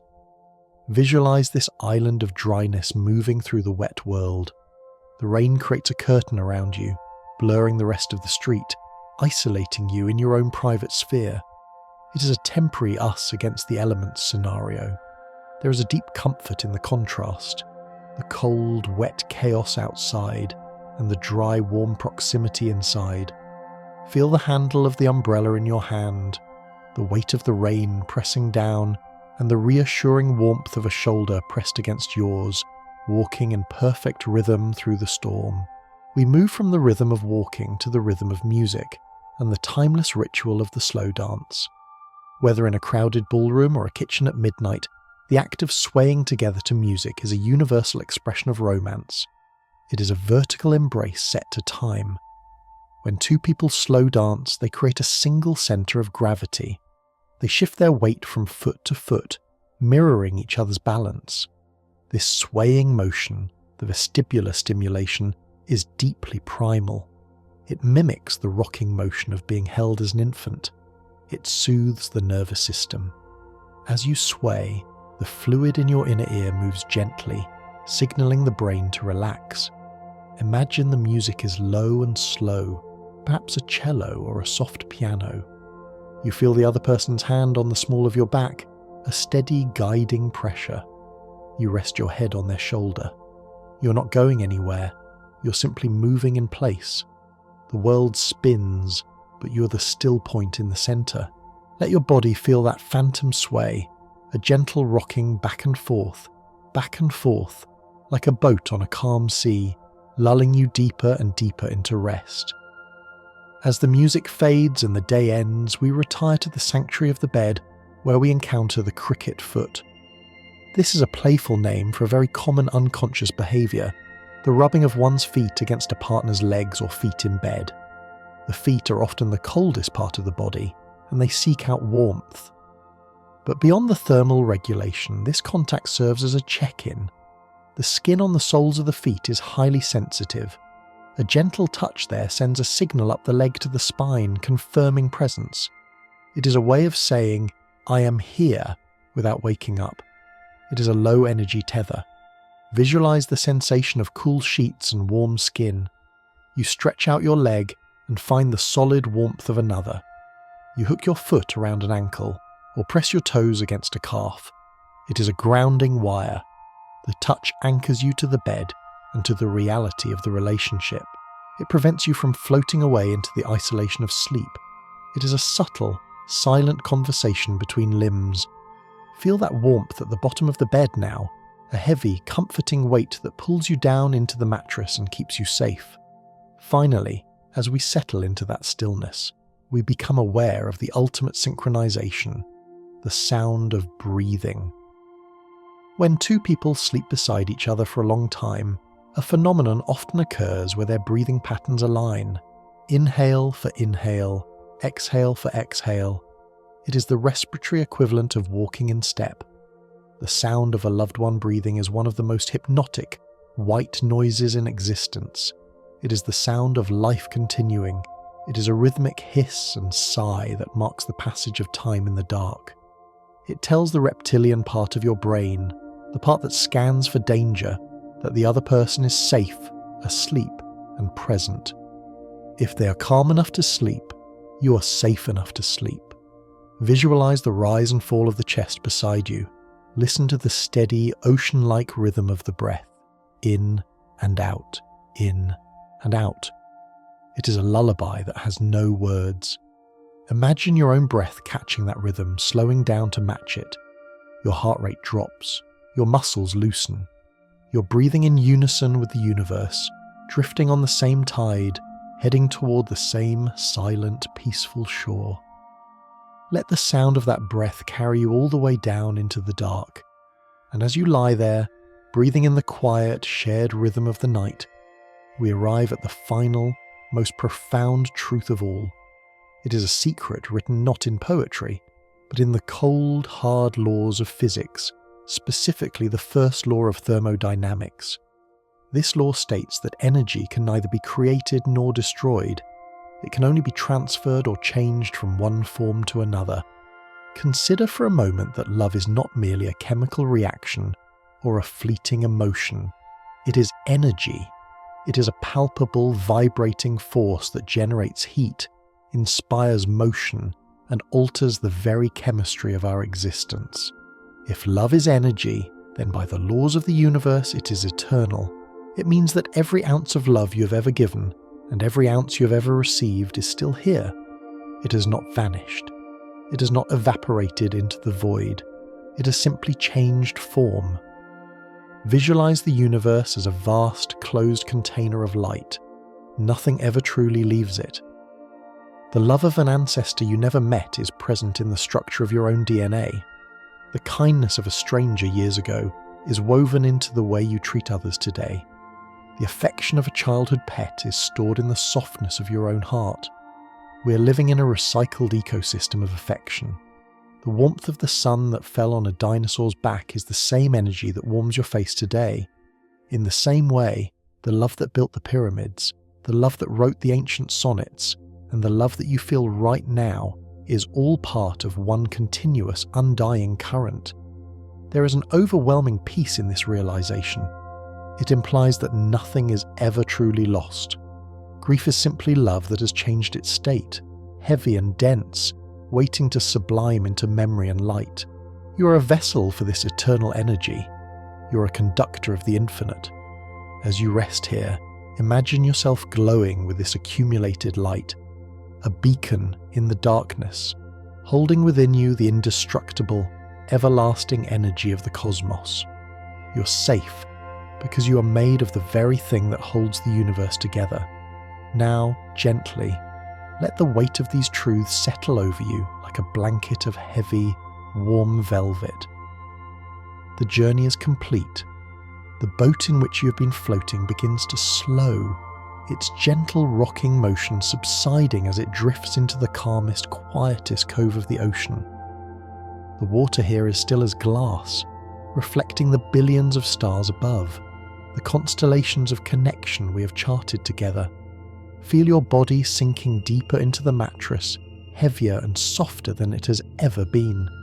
Your legs are heavy, your arms are heavy, your eyelids are sealed with a pleasant warm weight. The rope of the anchor slides silently into the deep dark water, holding you perfectly in place. There is no more drifting, no more searching.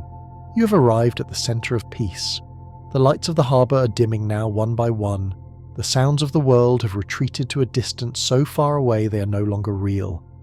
There is only the sound of your own slow, steady breathing and the vast, comforting silence of the night. You are completely safe. You are completely loved.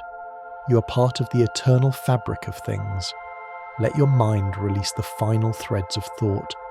Let them float away like leaves on a stream, disappearing into the mist. Deeper, slower, quieter. The universe is holding you. The stars are watching over you. The energy of love surrounds you, invisible and infinite. And now, 101 wonders are resting with you. Sleep now. Good night.